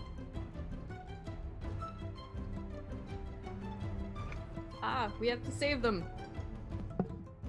Can't go down the stairs, though. It'll take too long. We need to fly down. We need to glide down there. A potion of falling juice would have been really good right now. Ah. Can Hey. you two carry us? I can carry Sonny. Sonny, you need to just take your favorite weapon. I can't carry all that I have. hug all my weapons. Pick one and let's Maybe- go. Maybe I can meet you on the stairs. It looks like they're... Scrat, you said they're on the stairs? You said they're running... The merchants are coming up the stairs, yeah. So the merchants are coming up the stairs, the perch guard are going down the stairs. So you see, it'll be like flanking. If you go down and I go from the top, it'll be like we flanked them. And... Does Here. that actually seem practical, or is it not gonna work? No, it's Dang a it. mess. It's a mess over there. Like, guards are stopping to try and let merchants through. Merchants are trying to step aside to let the guards go through and protect people behind them. You see some merchants are grabbing guards and just causing problems, but they don't realize it. They're just desperate. They're like, please go back and save my friend. And they're like, get off me. I need to go and save your friend. You know, like... Yeah. Okay, fine. I sigh heavily and I grab my great sword. Just the one great sword. Very sad about this. I'll Okay. latch on to Sonny and say, okay, hold on tight. And then I am closing my eyes and I am screaming. That's the only warning she gets is just hold on tight. And then I jump off and glide down. Oh, God. Wow, look at that. It's pretty from up here. Probably want to use those hands to hold on. How about based on Morrigan? I am willing to try. Do you think that I am capable of gliding while holding on to base? See, that thought never entered Red's mind. He just With the did it. proper attitude, anything is possible. I would say, as a Corvum, you're one of the biggest bird folk, and the hedge is one of the smaller ones. I feel like you got a pretty good. I feel like it's practical. Yeah. I feel like it's practical. Okay. Tell me, is Based even slightly afraid of heights? No. Good. Mm-mm. That will be very helpful because hedges have spines, and that is the only thing I could see that might have caused a problem. So you can hold on to Based, and Okay. glide down. Red, Morrigan, why don't you both make me athletics checks just to see how this goes? Oh. I strangely find myself rooting against my dice roll. I would wait. Do I have a? Can I use that? Yeah. This is some stuff gifted from last week. We got a 20 earlier. You can use your nat 20 on this. Yes, you can do that. Okay. So I got 19 on my athletics check. I'll use my nat 20 and get an 8 because I have a -2 on athletics. Okay. And is that what Audrey? Is that what you're doing as well? You're using the 20 to get 19? Yeah. Yep. Okay. So the two of you, I mean, it looks like it would maybe work only 1 in 20 or maybe 1 in 10 times. But you pull it off. You fly down with Hedge and Jabin in tail. Whereabouts, since you've both used on that 20, whereabouts would you like to land? Do you want to land amidst the bandits? Somewhere along the merchant train? Where do you want to go? Not Red, amidst. Red is going to land right in the middle of the biggest bunch of bandits there are. Can I land, come down with my... Yeah. Okay. So we have And one... I'll try and time it so that Sunny can drop on a bandit as we're gliding down and just like dive bomb him with the Sunny. Okay. So Red and Sunny did jump first. So you will see Audrey. You'll see Morrigan will see Red drop Sunny on a bandit. Will you be aiming to land near them or aiming to land elsewhere? I would say near them, but if they're like, I guess if it's like one big group of bandits, I would be aiming sort of for the edge. If it's like multiple groups, then at least like an area that's not, I'm not going to be like, right next to a bandit, ideally. So where you have your merchant train, the bandits are sort of attacking like this. So I see Red trying to drop like right there. Maybe you want to be more here. Yeah. Okay. Ace would like to be within 30 feet of all of his friends. Okay. Yeah. I mean, possible. you can land with Morrigan if you like, or you can be dropped. It's entirely up to the pair of you. As long as I can also be within 30 feet of Morrigan. This Based, I just want to imagine like Based rolls up into a ball and like... Oh, like a hedge ball, a hedge can. Yeah.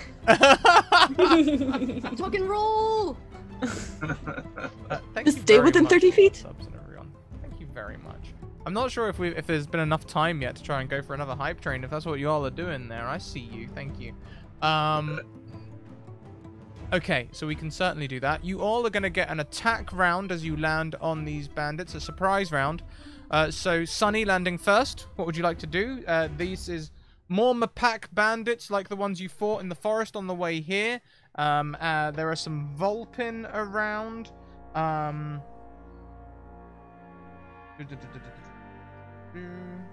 Is there anyone that looks like I don't want to get just any old dum-dum, because like some of them don't know any better, or they're in a rough place because their forest burned down. Yeah. Imagine that causes a lot of banditry. You don't know that from I don't know that personally. but yeah, I'm looking for someone that I'm looking for the toughest kid in the schoolyard to take him out, to be all like, what? Sup? What, you're gonna like intimidate them? So you may not have realized from above where the trees were just how overwhelming this is. There is probably somewhere in the region of 50 to 100 bandits here. Oh, jeez Louise. So I maintain my tactic where my plan is not to fight all 50 bandits. It is to take out the biggest one to get them all to like back the heck off. And just to give the guard a moment to get in here, because the guard is coming down, right? We're just trying to stall them. I'm just trying to give them enough of a like. Is that an option? Is there like? You just want to distract? Okay, yeah, you can totally do that. You can see a tall Vulpin. They can only be they can only. I mean, their face looks like one that would be difficult for a mother to love. You know, like no eyebrows to speak of. The fur looks mangy. It's covered in scars. There's an eye patch, which isn't really actually doing anything. The eye patch has been cut at some point, and you can see like you can see they've received a grievous wound at some point. It's everything's like discolored and red, and it's you know it's tough. Okay. Sounds like he needs a hug. And he's wearing Well... he's brandishing a scimitar that looks as notched as his face. Okay, well, I'm going to give him a hug with my sword. And I'm gonna use my great weapon fighter to come at him with my great sword, since I was only allowed to bring around one weapon. Well, we would have come down a lot faster. I know. This is it's already impressive that you brought me and my sword down. I appreciate it. Thank you. Thank you for chat for providing that. Yeah. So do I just attack? Is that... Yeah, you can get an attack roll. Surprise rounds attack. Yeah, go for it. Okay. 18. An 18, 18 I hit? believe an 18 will hit. It's going to be 12 points of slashing damage as I like just kind of drop in here and kind of just like fall along with my sword. We both fall down, and yeah, like, back off, bandits! Yeah, you're totally gonna hit with that. 18 hits. 12 slashing damage rains down on this creature, adding yet another scar to his currently beautiful face. And he snarls at you through his maw that you've just cut. I'm like, I come up as high as like his knee, and I'm just like, like, this is your one warning, get out of here. Next, landing next will be based, I think, and then we'll have the bird folk land afterwards. He will cast Bless on his companions at first level. So for up to a minute, whenever a target makes an attack roll or saving throw before the spell ends, the target can roll a d4 and add the number rolled to the attack roll or saving throw. So y'all can do that. Great. Okay, everyone, so bear that in mind. You have d4s to add to everything, pretty much. Then next landing will be Red, if Red wants to land.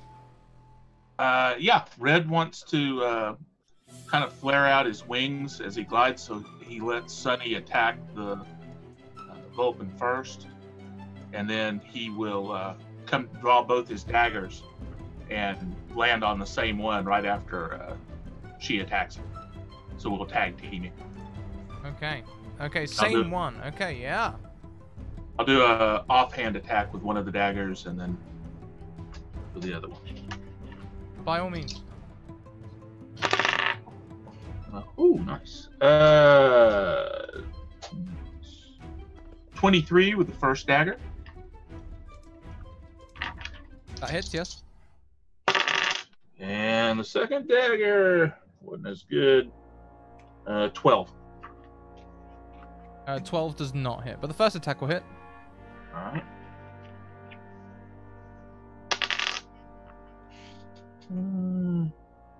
Oh, you could add your bless to that attack roll, by the way. I already did. Oh, you did. 5 points of damage. Okay. Great. So they are just about starting to look bloodied. Next landing is Morrigan. So Morrigan is going to land and try to line herself up. She's gonna rub her wings together, cast Burning Hands, and ideally hit as many as possible. It is a 15-foot cone, and they will have to make a dexterity saving throw, I believe. Oh my goodness, yes. I'm actually going to be using 13. like semi-horde mechanics for these creatures. So Okay. yeah, you're gonna hit a bunch of them. Cool. So they, on a failed save, they will take 9 fire damage. Or half as much on a successful one. Dex save, right? Yes. Dex save 13. Nearly clicked on the wrong character sheet. What did it? They all take half damage, and you see quite a few of them like brushing flames off of themselves. It's been effective. Like I say, with horde mechanics, your attacks hit the whole horde, not just one. It's like having a swarm of bats versus a bat. You know. Yeah. Makes sense. So yeah, they do take that 4 fire damage each, and yeah, it will be we'll enter initiative after there.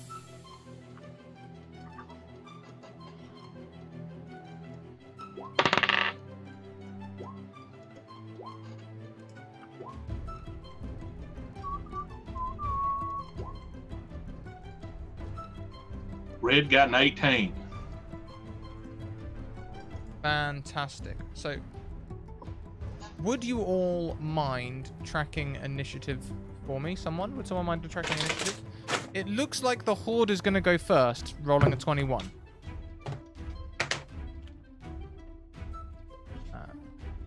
So, the horde is going to surge forward on all of you. Each of you is going to get attacked by the horde. We'll start with Based.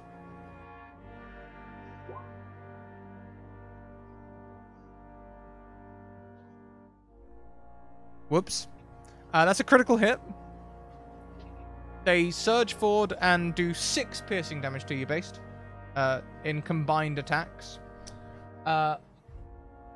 Next, we'll attack Morrigan. So I would like to use my reaction Yes. to cast Spiny Shield. Ooh.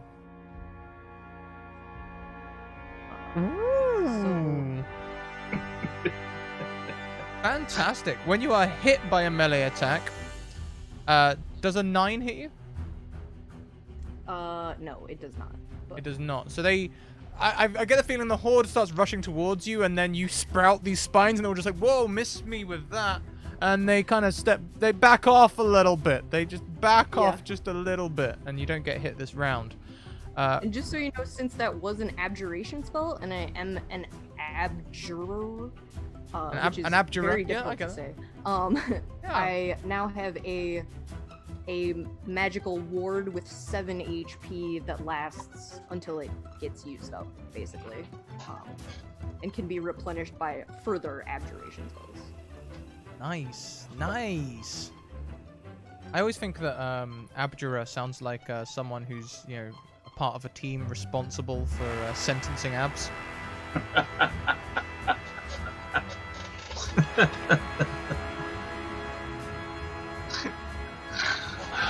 Red, they're going to attack you. Does an 18 hit you? Does an 18 hit you? Oh, yeah, a little bit. That's 5 piercing damage for you with the combined attacks of the horde. And then Sunny.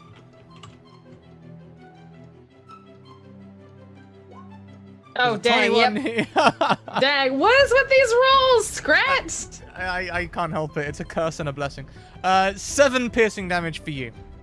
Youch. Okay.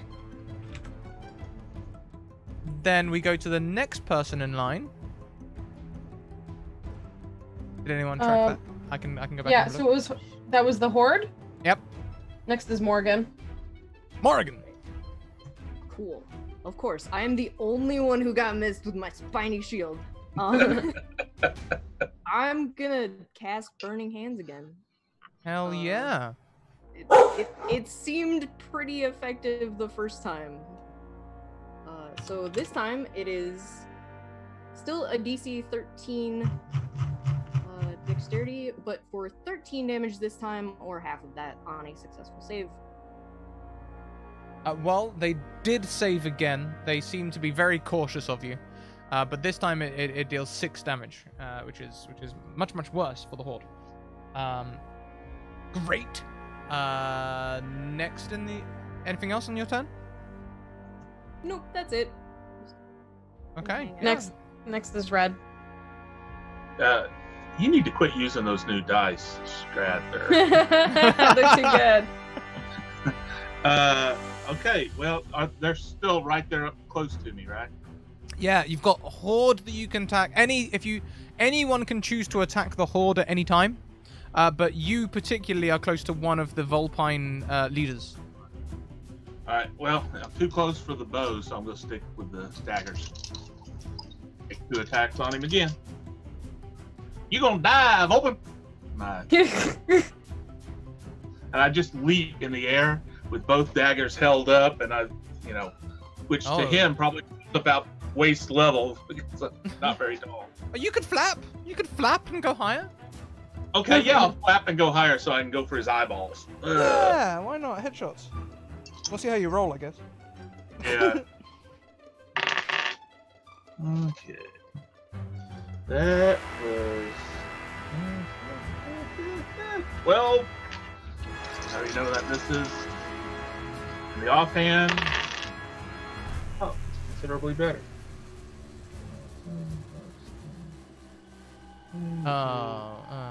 Chat's coming out with the puns now. There were puns this whole time. They just switched from tree puns. This is the difference. I know. That one in particular made me groan. I suppose for the VOD, anyone watching back, nothing worse than hoarding during a pandemic. I rolled a 20 with the offhand attack. Whoa, okay, yeah, that hits.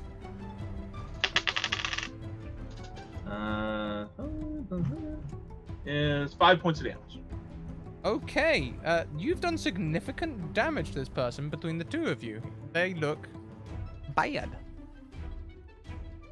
Good. I'm gonna take your other eye. And like the white of his bad eye like snarls at you. I don't know why I said the white of his bad eye, but yeah, like he focuses in on you with it. Like, then it's another horde grouping. Wait, what? Oh, I don't know. Should be Vulpine Bandits, I think. Okay, then Vulpine Bandit. Okay, yeah, it's going to be the one that you 2 have been attacking. VB1, as they're down in my notes. Okay. And VB1 is going to swing and attack back at. Do you know they get a multi-attack? You're both within melee range, so one attack goes to red. Does a 16 hit you, red? It does indeed. He hits you with the 16, take 3 piercing damage, and the other attack's going to go towards Sunny. Does a 15 hit you, Sunny? My armor class is 15. Meets beats. Please take 3 piercing damage.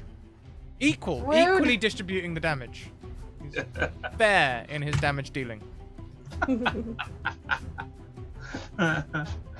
That's the end of his turn. It's fast.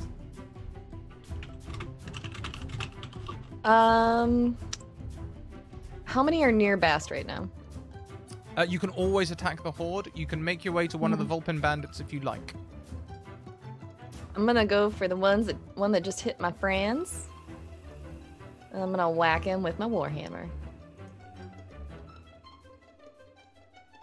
Unfortunately, a 5 is going to slide off of him as he sees you coming, and he doesn't move space, but just moves around your blow, just like resting a foot on it as you miss. And Oops. Anything else on your turn? Nope. That's all I got. Okay. It's me. Mario. It's to me. Sonny. Yeah, I'm just gonna lift up my great sword and try to bring it down on this dude again. Does a 15 hit? A 15 does hit. Hang on. Yeah, that's 9 slashing. This will reduce the Vulpin Bandit's health to 0. Sunny, how does this look? Oh. I'm guessing that they just, because you said they just like attacked Red with one hand and then attacked me with the other attack, and I think that must have left them open to my giant. It must have really given them enough time for Sunny to just raise their big old great axe and bring it down. Just like, I told you to go away. That was your chance. It's gone now. Bring the sword down and just slashed them for a slash. It's just a messy sloppy. It's not a like nice clean hit. It's almost partially a knockout. Like it's more clang than slash. Got it. Yeah. It's more just like thunk. Perhaps his skull's a little harder than you thought, you know, as you hit him. It must have taken a few hits. It shakes your hands, but he does go down. But the horde kind of just consumes him as they just step over him to get back at you. Do we need to, like, back up to where the guards are coming down? Hey, guards! Like, do let me know when we get to the end of the round. I will. I'm gonna use my bonus to second win. Does this roll if I click it? No. It's a D10 plus my fighter level, so I will roll that. 10. Yeah. I healed up fully. I am completely refreshed by knocking out this bandit. Aha! That's Nothing right. like the smell of dead Vulpin in the morning. And then I take a step back when I realize we are still surrounded. So this is the last. It's also a Vulpin bandit, I believe. Vulpin bandit VB2. VB2 pushes aside the Mapax in front of you and lunges forward. They have seen you, specifically, Sunny, lashing around with that great sword, and they're not happy. They're going to attack you once. What? But it's great! Oh my gosh, Scrat! That's fine. That's mean. That's it. Well, I just healed, luckily. That does a 21 hit you as well? Yup. Take another 5. Well, now I'm not. It's really good that I healed, y'all. I would have been dead. Oh, we might need to back up. This is not going well. This is a little bit much. There's more people here. That's the end of. We're back at the top of the order. At the top of the order? Did I not roll a third VB? I thought I rolled a third one. I only had. Sorry, looking at what you rolled. It's okay. I saw one. Oh, I rolled a Mapac. No, that's a dexterity one there. Oh, you're right. There is a Mapac initiative. My bad. I missed that one. So there's one more then. One more. Cool. Yeah, they rolled a 5 anyway, so it's probably at the end of the round. So, last one then will be attacking Morrigan, dealing out that fire damage everywhere. They're actually standing back a little bit. They're in the horde, so they're out of reach of you all. They're firing at you with a bow. Does a 15 hit you? Damn, these rolls. It does. They take the... so they're doing the whole... I normally have 2 arrows nearby to demonstrate. They're doing the whole... I have a chopstick. They're doing the whole that thing, fire thing for the second one. So, in comes the next attack. Does a 14 hit you? Yes. Is this from... Okay. I've been very efficient with my damage so far. There's 5 damage again for you, Morrigan. How's Morrigan looking? Pretty okay. So my shield has been depleted. But I'm at about, 2/3 still. So I'm okay. Okay.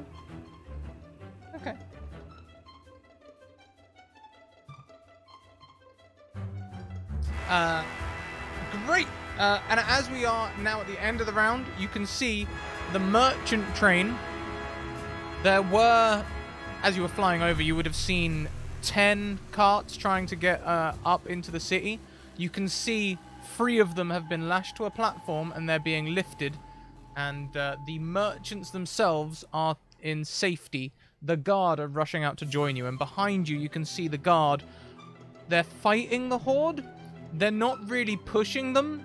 They're greatly outnumbered. They're staying back and holding the trunk.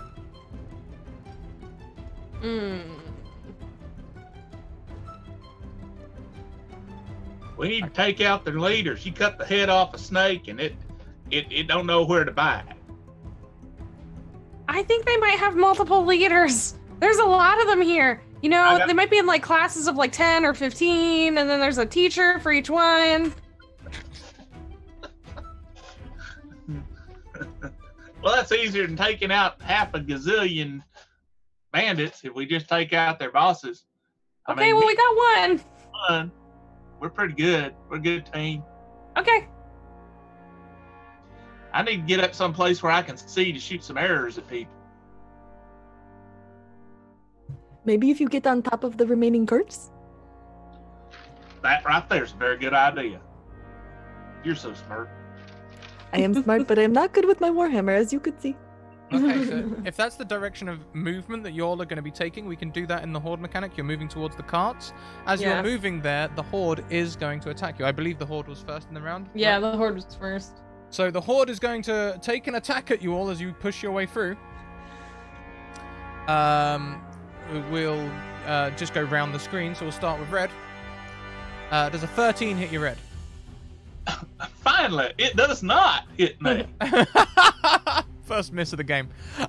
Next is Based. Does a 23 hit you, Based? Nope. That's another 4 piercing damage. I'm at 0. Oh no! The hedge is hogged. Okay, Based goes down. When she goes down, red will stop. Yeah. Next is Morrigan. Does an 18 hit you, Morrigan? But you have the thing, right? You have the poof thing?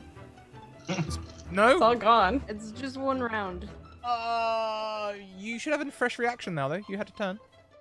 Well, yeah, but I have no level 1 spells left. Oh! I used them all. Can you upcast it? What? No, I have no level 2 spells. We're only level 2. Oh, yeah, that's true.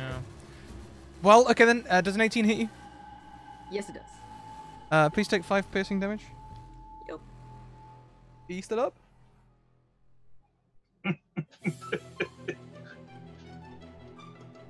Yeah, I'm okay. Good. Oh, chat's rioting about Based going down. Sorry, chat, I didn't realize. Next, Sunny. Yep. Does a 9 hit you, Sunny? No, thank goodness. So they all seem to focus mostly on Based and Morrigan. Jeez. Okay, well, if the horde is done, it's Morgan's turn. I am going to cast Blade Ward on myself. Seems sensible. And I am going to sort of grab Based and just try to like drag him towards the caravan while like also like trying to just like lean over, like put myself in between him and the horde. Okay, so would you like to perhaps hold an action to attack anyone who attacks Based, maybe? Blade Ward is my action. I see. Yes. Okay, cool. So you're putting them on the cart and protect yourself. Yeah, we'll say that you all can reach the cart and Based can be placed on top. Next Is red. I'll take a bonus action to give a healing potion to Base. Okay, yep. Do I roll that, or do you roll that? Or? You can definitely roll that. That'll be 2d4 plus 2. Just a regular healing potion, right? Right.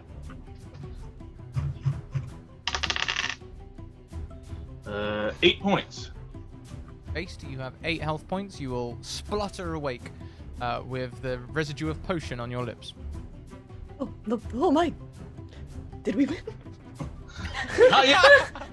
Not yet. You need to get back up. There's still a fight going on, and then I'll draw out my bow and shoot somebody with my action. Sure thing. I see any tall, mean, leadery looking types? Well, you can see another Vulpin, a sleek-looking female Vulpin who is tall and thin, who also is holding a longbow, and your eyes perhaps meet across the horde. Let's have an air fight! And I shoot her. I yell that to her. Air fight. Oh, I need my bless. Oh, did the bless go down when she went unconscious, right? Yeah. It is a concentration spell. Yeah. Unfortunately, it would have gone down with you, I'm afraid. Oh, wait, but I got better with the longbow when I went to level 2. That's plus. So that's a dirty 20. Dirty 20 will hit. And 4 damage. Oh, max damage. Ooh. That's kind of smart. 11 points of damage. Ooch. Take that, bandit. They stagger backwards. Yeah, they stagger backwards. They don't like that. They look at you angrily, but respectfully. I yell at her, I'm red and I'm gonna make you dead. Wait, did that rhyme?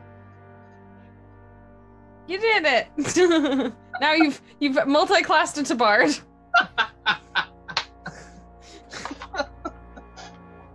It's the Mapok's turn next. Okay, so I think that was a mistake rolled by me on the Mapok. It should be VB1 or VB2. VB1 is down. VB1 is down, so this will be VB2 then. That one is that's the one that joined your little fray. It's going to follow with you, trying to stab at you with its short sword. Who is it going to stab? Stabby. What's the marching order? We've got Based, Morrigan, and Red on the cart. Is Sunny like? I'm probably like I was backing up, but I was probably still like protecting folk. So. Okay, then in that Hi, case, I'm here. I think that's Sunny then. Yep, it makes sense. Does a 10 hit you? No, thankfully. How about 12? No! Ha ha! Clang Yes. Clang! Great sword is bigger than me. Just hide behind my sword. I'm just hiding behind my sword. Perfect. So no dice there for me. My dice luck has run out. It's Base's turn. He will recast Bless on his 3 friends. Oh. Come on. I feel good now. I Can we feel like get- I can Hashtag blessed trending in chat. Can we do that? I'm gonna have to copy and paste it. Roll 20 is betraying me. Oh no, it's fine. I know what blessed does. I was Okay. Let's get chat trending. Okay. So the party is blessed. Anything else on your turn? Nope, that's it. Okay. Just gonna cheer my friends on. They're doing great. I'm proud of them. Awesome. It's me. It's me. It's me, Sanyo. So it's the little Mapok in front of me. That's who you just had attack. No, it was VB. It was VB2 attacking me. Yes, okay. VB2. It's the other. It's the other Vulpin. Okay. And this looks like they could also one be. is dead. Okay, they look like they could also have been an important leader. Like, listen, we told you, friend, this is your last chance. But also, I'm attacking you now. Get out. Go away. Shoot, a 10. I'm gonna use my action surge and try again. Oh wait, no, I have bless. I could try and roll. You could. It's 54. possible. It's possible. Does a 13 hit? I'm afraid a 13 does not. Okay, well then I'm using my action surge to great sword again. Does a 24 hit? I'm afraid that completely misses. Of course it hits. Eh, eh, eh, eh. Okay, Wait. I can re-roll that one because I have great weapon. So that is instead a 5. So take it up to 10? Yep. Fantastic. So, And go ahead. No, you carry on. Can I use my bonus action to chug the smaller healing potion I had? I'll say yes. Big one and a little one, didn't we? Yeah. I'll say yeah. Essentially, I'm just gonna say potions are bonus actions because we're running a campaign with rotating casts. We don't get a lot of time to heal up and shit. So yeah, bonus action. Let's take all the bonuses you guys can get. Okay. So it's a D4 plus something? 2d4 plus 2. 2d4 plus 2. Oh! Hell yeah. Heck yeah! I'm feeling much better again, beating up these Haha! Like, I this told has been you, a real go roller coaster away. for Sunny. I feel great. I feel awful. I feel great. Yeah. I could have almost died twice. I'm pretty close to the edge, y'all. I'm not feeling. It's good. Back off, Volvin. Take your bandits and go. I get the impression that Sunny does bludgeoning damage about half the time with her greatsword, because she's just dropping it on him. Sure thing. So, next up is Mappa.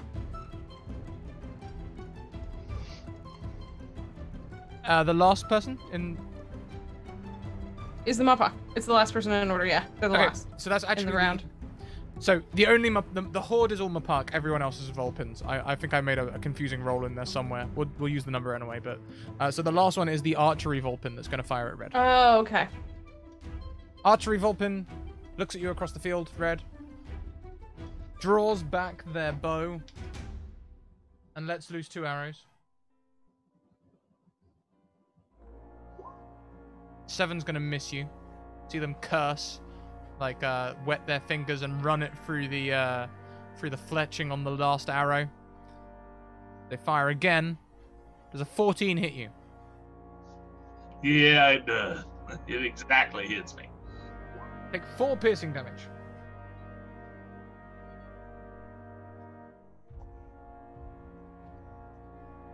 Ow, that hurt.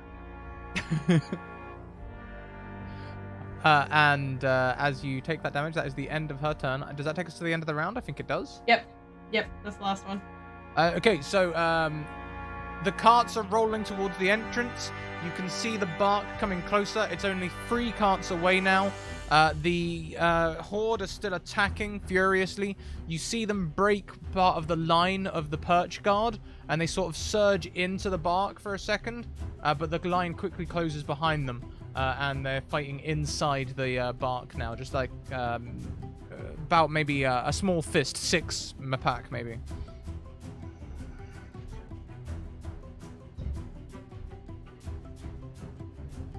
The Horde's turn first, isn't it? The Horde is going to do. We're gonna stop attacking those on the cart and focus the attack on the people attacking. I believe. No, actually, Morrigan was ready for attacks there. One of them's definitely going to attack Morrigan. We're just not going to attack Baste this round, as Baste is hung back on the cart. Morrigan. Does a 5 hit you? No. That's with disadvantage as well, right?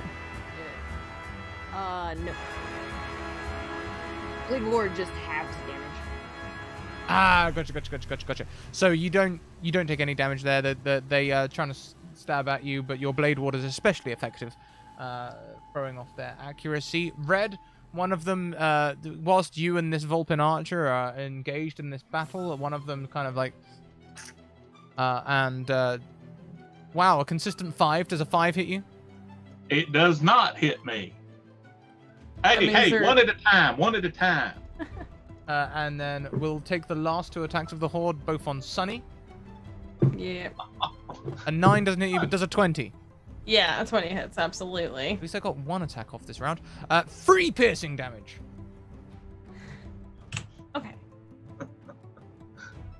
Once again, Sonny, you are a danger magnet. Alright, well, I am in the front. I'm the fighter. I have to do it. It's fair. I know. You're doing your job, but dang. I'm very small. Very squishy for a fighter. It's fine. I chose this life. Morgan, it's Morgan's turn. I feel like I should just cast Blade Ward again, because I'm a little bit afraid of dying if I don't. So, yeah, I'm just gonna cast Blade Ward again. Blade Ward it is. Okay. Yeah, and I'm still gonna be trying to, like, keep myself in between, like, the horde and people. Like, I'm not well off. I don't have a lot of hit points left, but I know that I have, like, shields and stuff, so I'm like, okay, anybody worse off than me, Yeah. I am gonna try to... That's how I was kind of envisioning it last time, that perhaps you were protecting bastes while I didn't throw an attack their way. Is that how we're going to continue on? Yeah. Yeah, okay.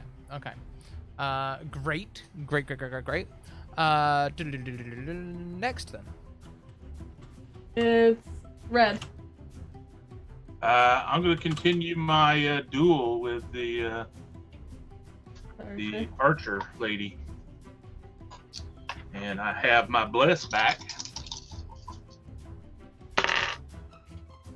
Oh, that's not good.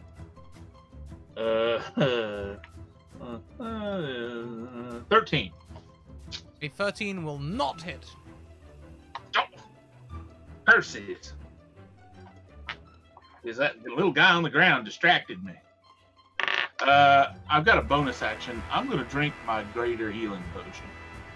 Sure thing. Greater healing. Is that 4d12 plus 4? 44, I believe it. Yeah, 44. Yeah, no, not 4. Not D12. Yeah. Wow. Whoa, that's a lot of health. As tempted as I was to take the DM's misunderstanding there, I'll agree.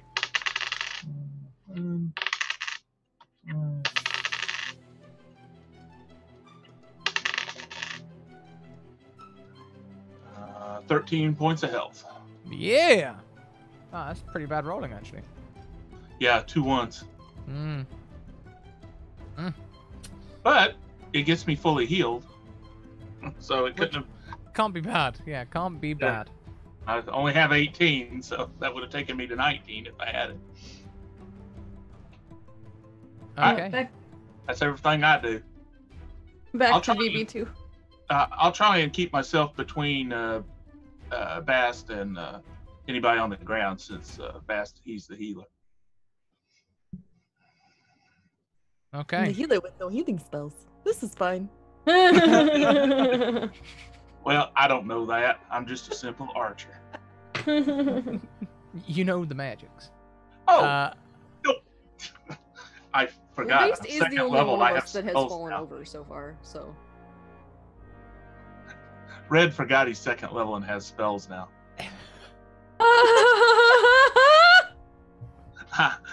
I ain't the smartest bird to ever fall out of a tree.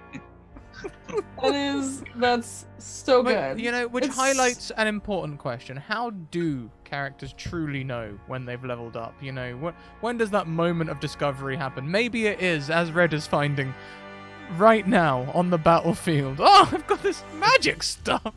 Whoa! It's obviously where they hear the ding. Oh, yeah. Yeah. Next then. It's VB2. VB2 looks at you, looks at the horde, looks at you again. Stabby, stabby, stabby, stabby. No, I told you to back off. Gosh dang it. There's a 16 hit. Yes. You don't listen real good. 4 piercing damage. Did it yell stabby, stabby, stabby? Because I'm really hoping. As much as I would love it. Yeah, why not, actually? And a 22. Oh, 22 absolutely hits. Thank God it's not that nat. Oof. 4 piercing. I am so close. The 3rd time, I'm so close to going down. Yeah, it's straight up and down. It's like... This is great. This is great. Okay. Are they done? Are they going to take their bonus to apologize and leave now? I don't think so. Fine. They don't. I'm sorry. It's Bast's turn then. I do not like that one keeps hurting my little friend. So I'm gonna use my natural 20. I'm gonna run down. I'm gonna go back. And I'm gonna smack him with my warhammer. Nat 20, yeah, sure. So also, what you can do, there's a little trick to rolling nat 20s. Mm-hmm. If you click on the little icon next to your spell, the one that next to the warhammer that pops it all down, you should see a little field in there that says crit range. Set that to 1. And then roll it again. Oh, that's not the warhammer. That's wrong one. I have to click the right icon. There we go. Now roll the damage on that.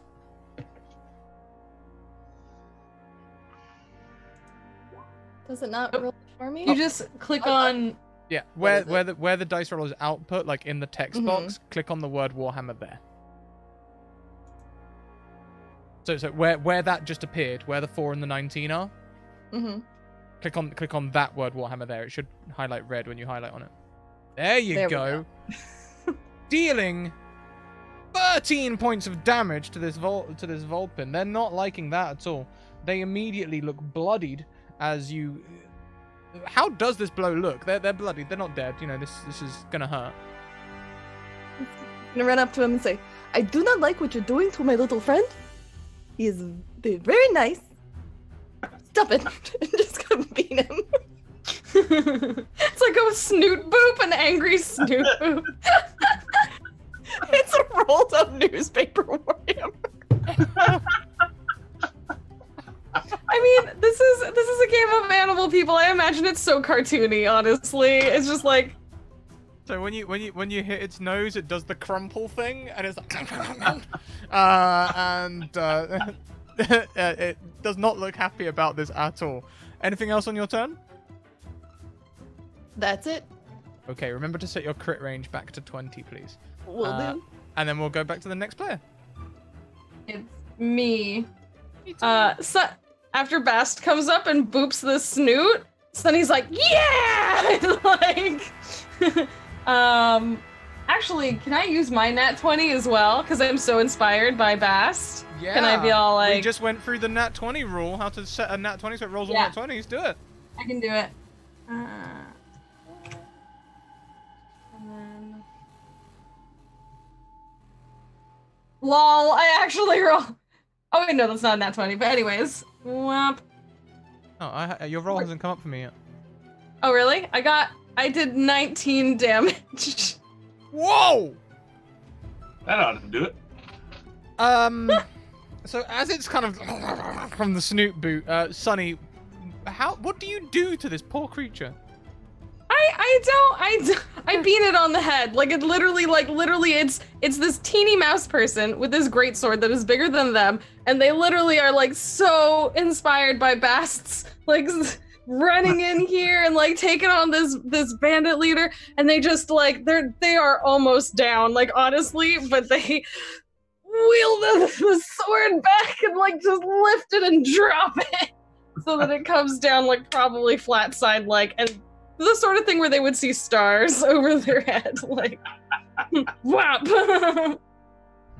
Little gerbeens going around their head. Yeah. Vulpin goes down hard in the mud and does not get back up. I take a bonus to gloat and stabby.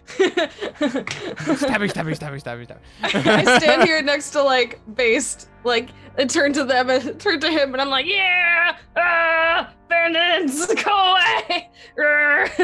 I'm very proud of you. Yeah. Okay. Who's next? It's the archer, Vulpin. We're at the end of the round, I see. End of the round. Remember to set your 20 crit range back to 20. Oh, thank you. And she is surveying the field. She lets out one short horn blast. Retreat! Grab what you can and let's get out of here! But as she goes, she's going to leave a parting blow for you, Red. Does a 23 hit you? A little bit. And does a 22 hit you? She's not happy about retreating. Yeah, got me in the other wing. There's 9 points of damage for you as they begin to withdraw. You see the horde, the Mapak, they stop fighting. They all, like, just reach towards the last cart as it's going in, as many of them that can. Grab anything, something, and just run. Some of them are picking weapons up off the field. They're all running. And they quickly descend into the distance. Unfortunately, as they clear the field and the last cart returns home, it reveals how the battlefield looks to you all.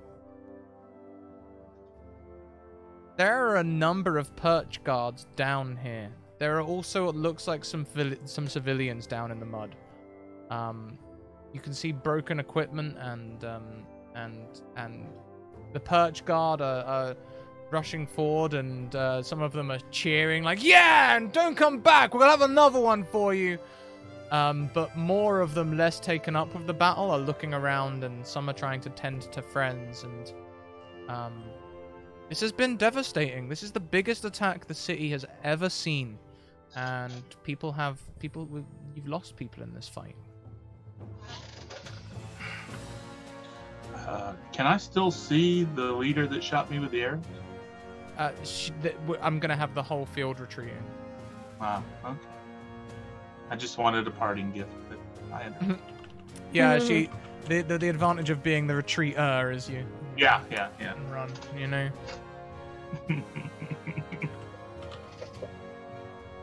Another time. Bandit. Did you like catch their name? Like, hey, Yeah. for next time. Good fights. When can we fight again? Next Friday? Are you free? Yeah. I'll be sure to return these last 2 arrows to you. I take the arrows out and put them in my arrow bucket. So in light of this battle,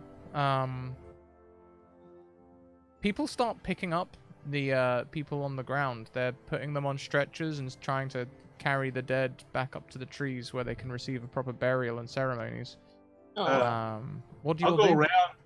I'm going to run around real quick and see if I can find anyone unconscious.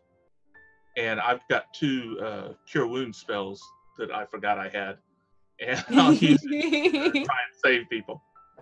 Okay, well, Red, with great power comes great responsibility. You have to make a triage decision. Do you try and save someone who looks healthy, like a guard, or some merchant who's got caught in this fray? Red will pick the merchant. They didn't choose this life. Yeah, He'll heal merchants. You can heal 2 merchants. They Right. they thank you, and then look around, realizing how lucky they are, and they're actually Mapak themselves. You know, the raccoon folk, and they go and help pick people up and start making preparations. One of them like sees perhaps one of their wares on the ground, but they only spare a short glance at it before they go and try and help the perch guard pick up this city.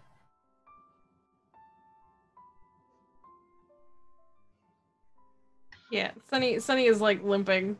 They're on their last legs. But they also would like go and just like see if they could help. Like they'll probably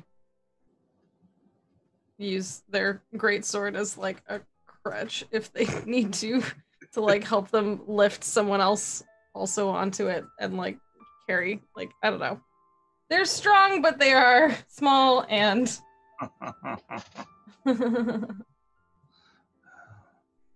Morgan is just gonna kind of casually, like, as she walks, just like prestidigitation people like clean, just like remove the mud from their clothes, like,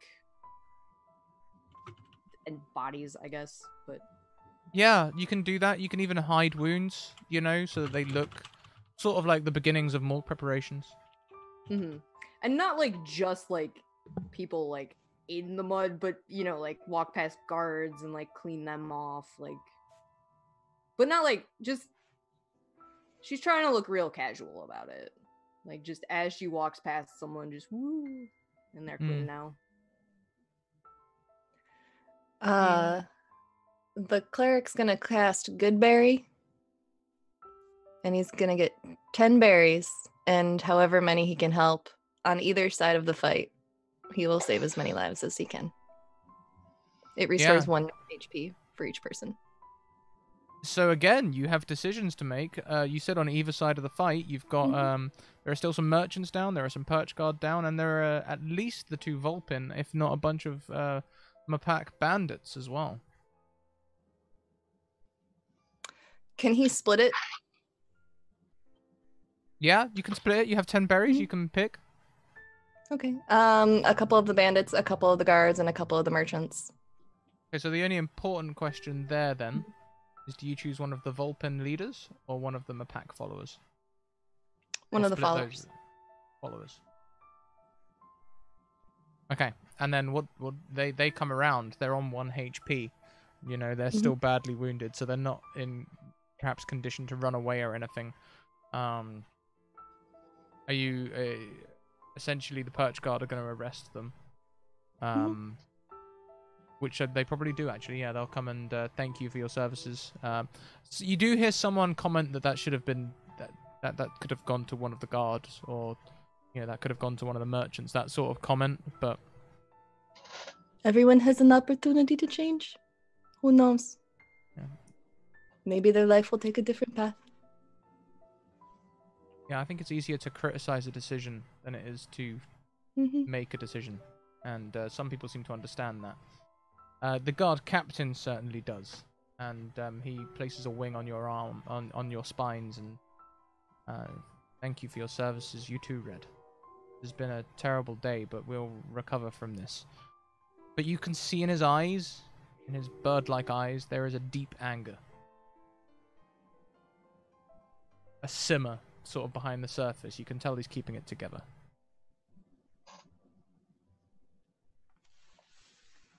Yeah, Red looks as happy as you've ever seen him. This is the point. This is the time and the stuff that happens that he's, that he's looking for. He's out here to be a big damn hero, and he's not self-aware enough to try and hide that in the aftermath. He's just smiling and happy. And not everyone likes it, but you definitely see some people who are inspired by your jollity. You hear some people sort of like who maybe punch each other and say, hey, we did win though, we won, and you are definitely a beacon of hope in an otherwise somber moment.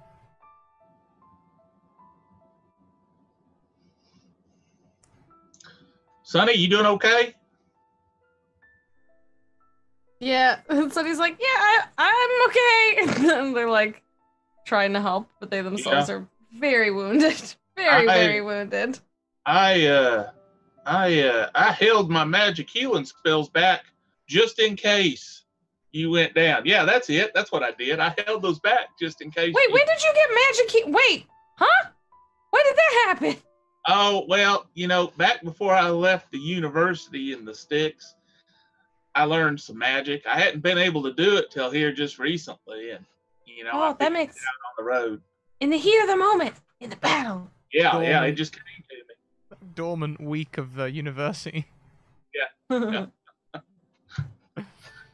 And he was actually there the week before it started. You were just there for like the party week. Yeah, like he got confused in orientation and just went home. Well, everyone, I think that's where we're going to end this week's session of Humblewoood. If you like, as we go around, especially based in Morrigan, we can do a little outro. Red and Sunny, you still have your appointment tomorrow with the Bird Council. But we, unfortunately, everyone, I'm sorry to say that our next show, New Acadia Nights, will not be going ahead tonight. Unfortunately, this happens. We're trying to keep as many shows on as possible during the social distancing times. But sometimes it's difficult times for everyone. Sometimes it's just we just can't pull it together. So this is happening a fair bit, but we're doing our best. We're going to go around and talk to everyone here in a minute. First of all, let's talk about our social links and things. We are going to go on a raid, so everyone get ready. Get your raid cries ready. Social links, Discord, Twitter, YouTube. Come and light them up. Mage Hand Press, go and check them out. Hero Forge, check them out. That's for all of your expansions and all of your miniature needs. If you liked what you saw here today, maybe you could go and buy it. You know, the Deck of Many sells this expansion for 5e. You can find it on their website. They're official sponsors. We love playing this game. Let's go around and talk to everyone. Let's go the opposite way around and start with Jess. Oh no, it's me. Hi. I was just holding this up and I was remembering that some of the staff at Deck of Many actually in Animal Crossing right now made this little dude, and he's so cute. They made his clothes that you can like. They made his little armor, the little Owl Knight armor set, which is super cute. Because we're all nerds here together. But hi, my name is Jess. You can find me at @go_JG on all the places online, and I do all sorts of video game streams, TTRPG streams. We have a whole bunch of fun stuff coming up for this weekend. We do lots of indie little, we specialize in DM-less games where everyone kind of has a hand in the narrative of the story and builds that together. But yeah, I'm actually mostly just playing a lot of Animal Crossing right now because I need that cuteness in my life. And if you need that cuteness too, do come hang out with me and we'll hang out and do cute things together. Like this game. I love this game.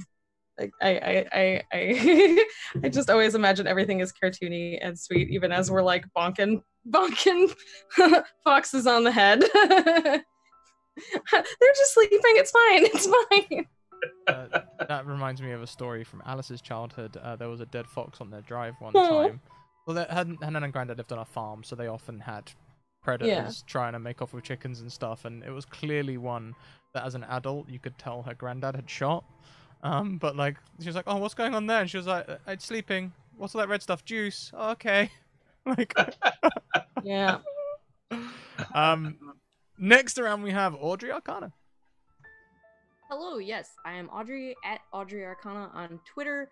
I do TTRPG things sometimes. I don't have a whole lot going on right now. But yeah, I do stuff sometimes.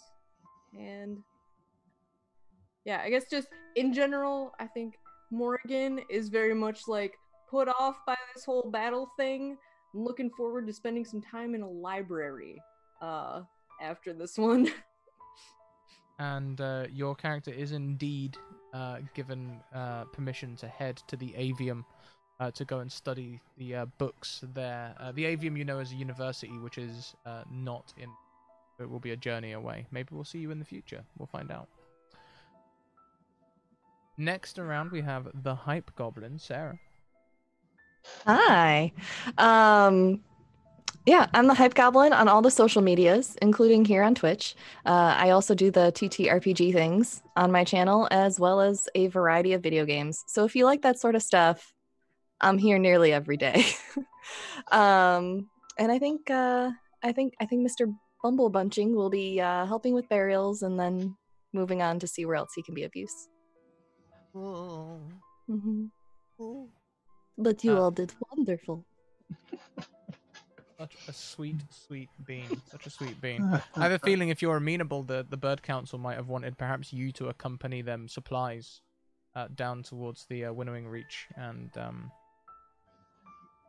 the other place. Meadowfen. I'm glad I'm not the only one that keeps forgetting that. Last but most certainly not least, Blind Temple. Hey everybody, I'm Temple. Real name, not some kind of cool gamer handle. I'm Blind Temple at Blind Temple on Twitter. I help with blind accessibility stuff. I do accessibility passes for indie developers. If you've got a game or some creation that you want to know how accessible it is for the blind, I'll do it for you. And just in general, I try and help people out. Come see me. Definitely one of the good folks. Talking of one of the good folks, that's who we're going to go and raid today. We're going to go and raid Astyle Pixie. Some of you may know her, Erica. And, you know, her community are real supportive. Sometimes they just need a little nudge, you know, and I feel like that's something we could do with a raid. And I think today, yeah, instead of using the Let's Evoke Emotions hype train, let's push the hype train angle a lot, shall we? Let's make our instead of Let's Evoke Emotions, let's go for a cap lock. Let's start a hype train raid cry. Okay, yeah. Let's do that. That'll be cool. I'll be coming in. I'll be throwing some bits on the end of that as well to get things rolling. So let's do that. Copy and paste that to your clipboards, everyone. Prepare for the raid. Brace will be raiding after these credits. And until next week, keep on evoking emotions. Bye.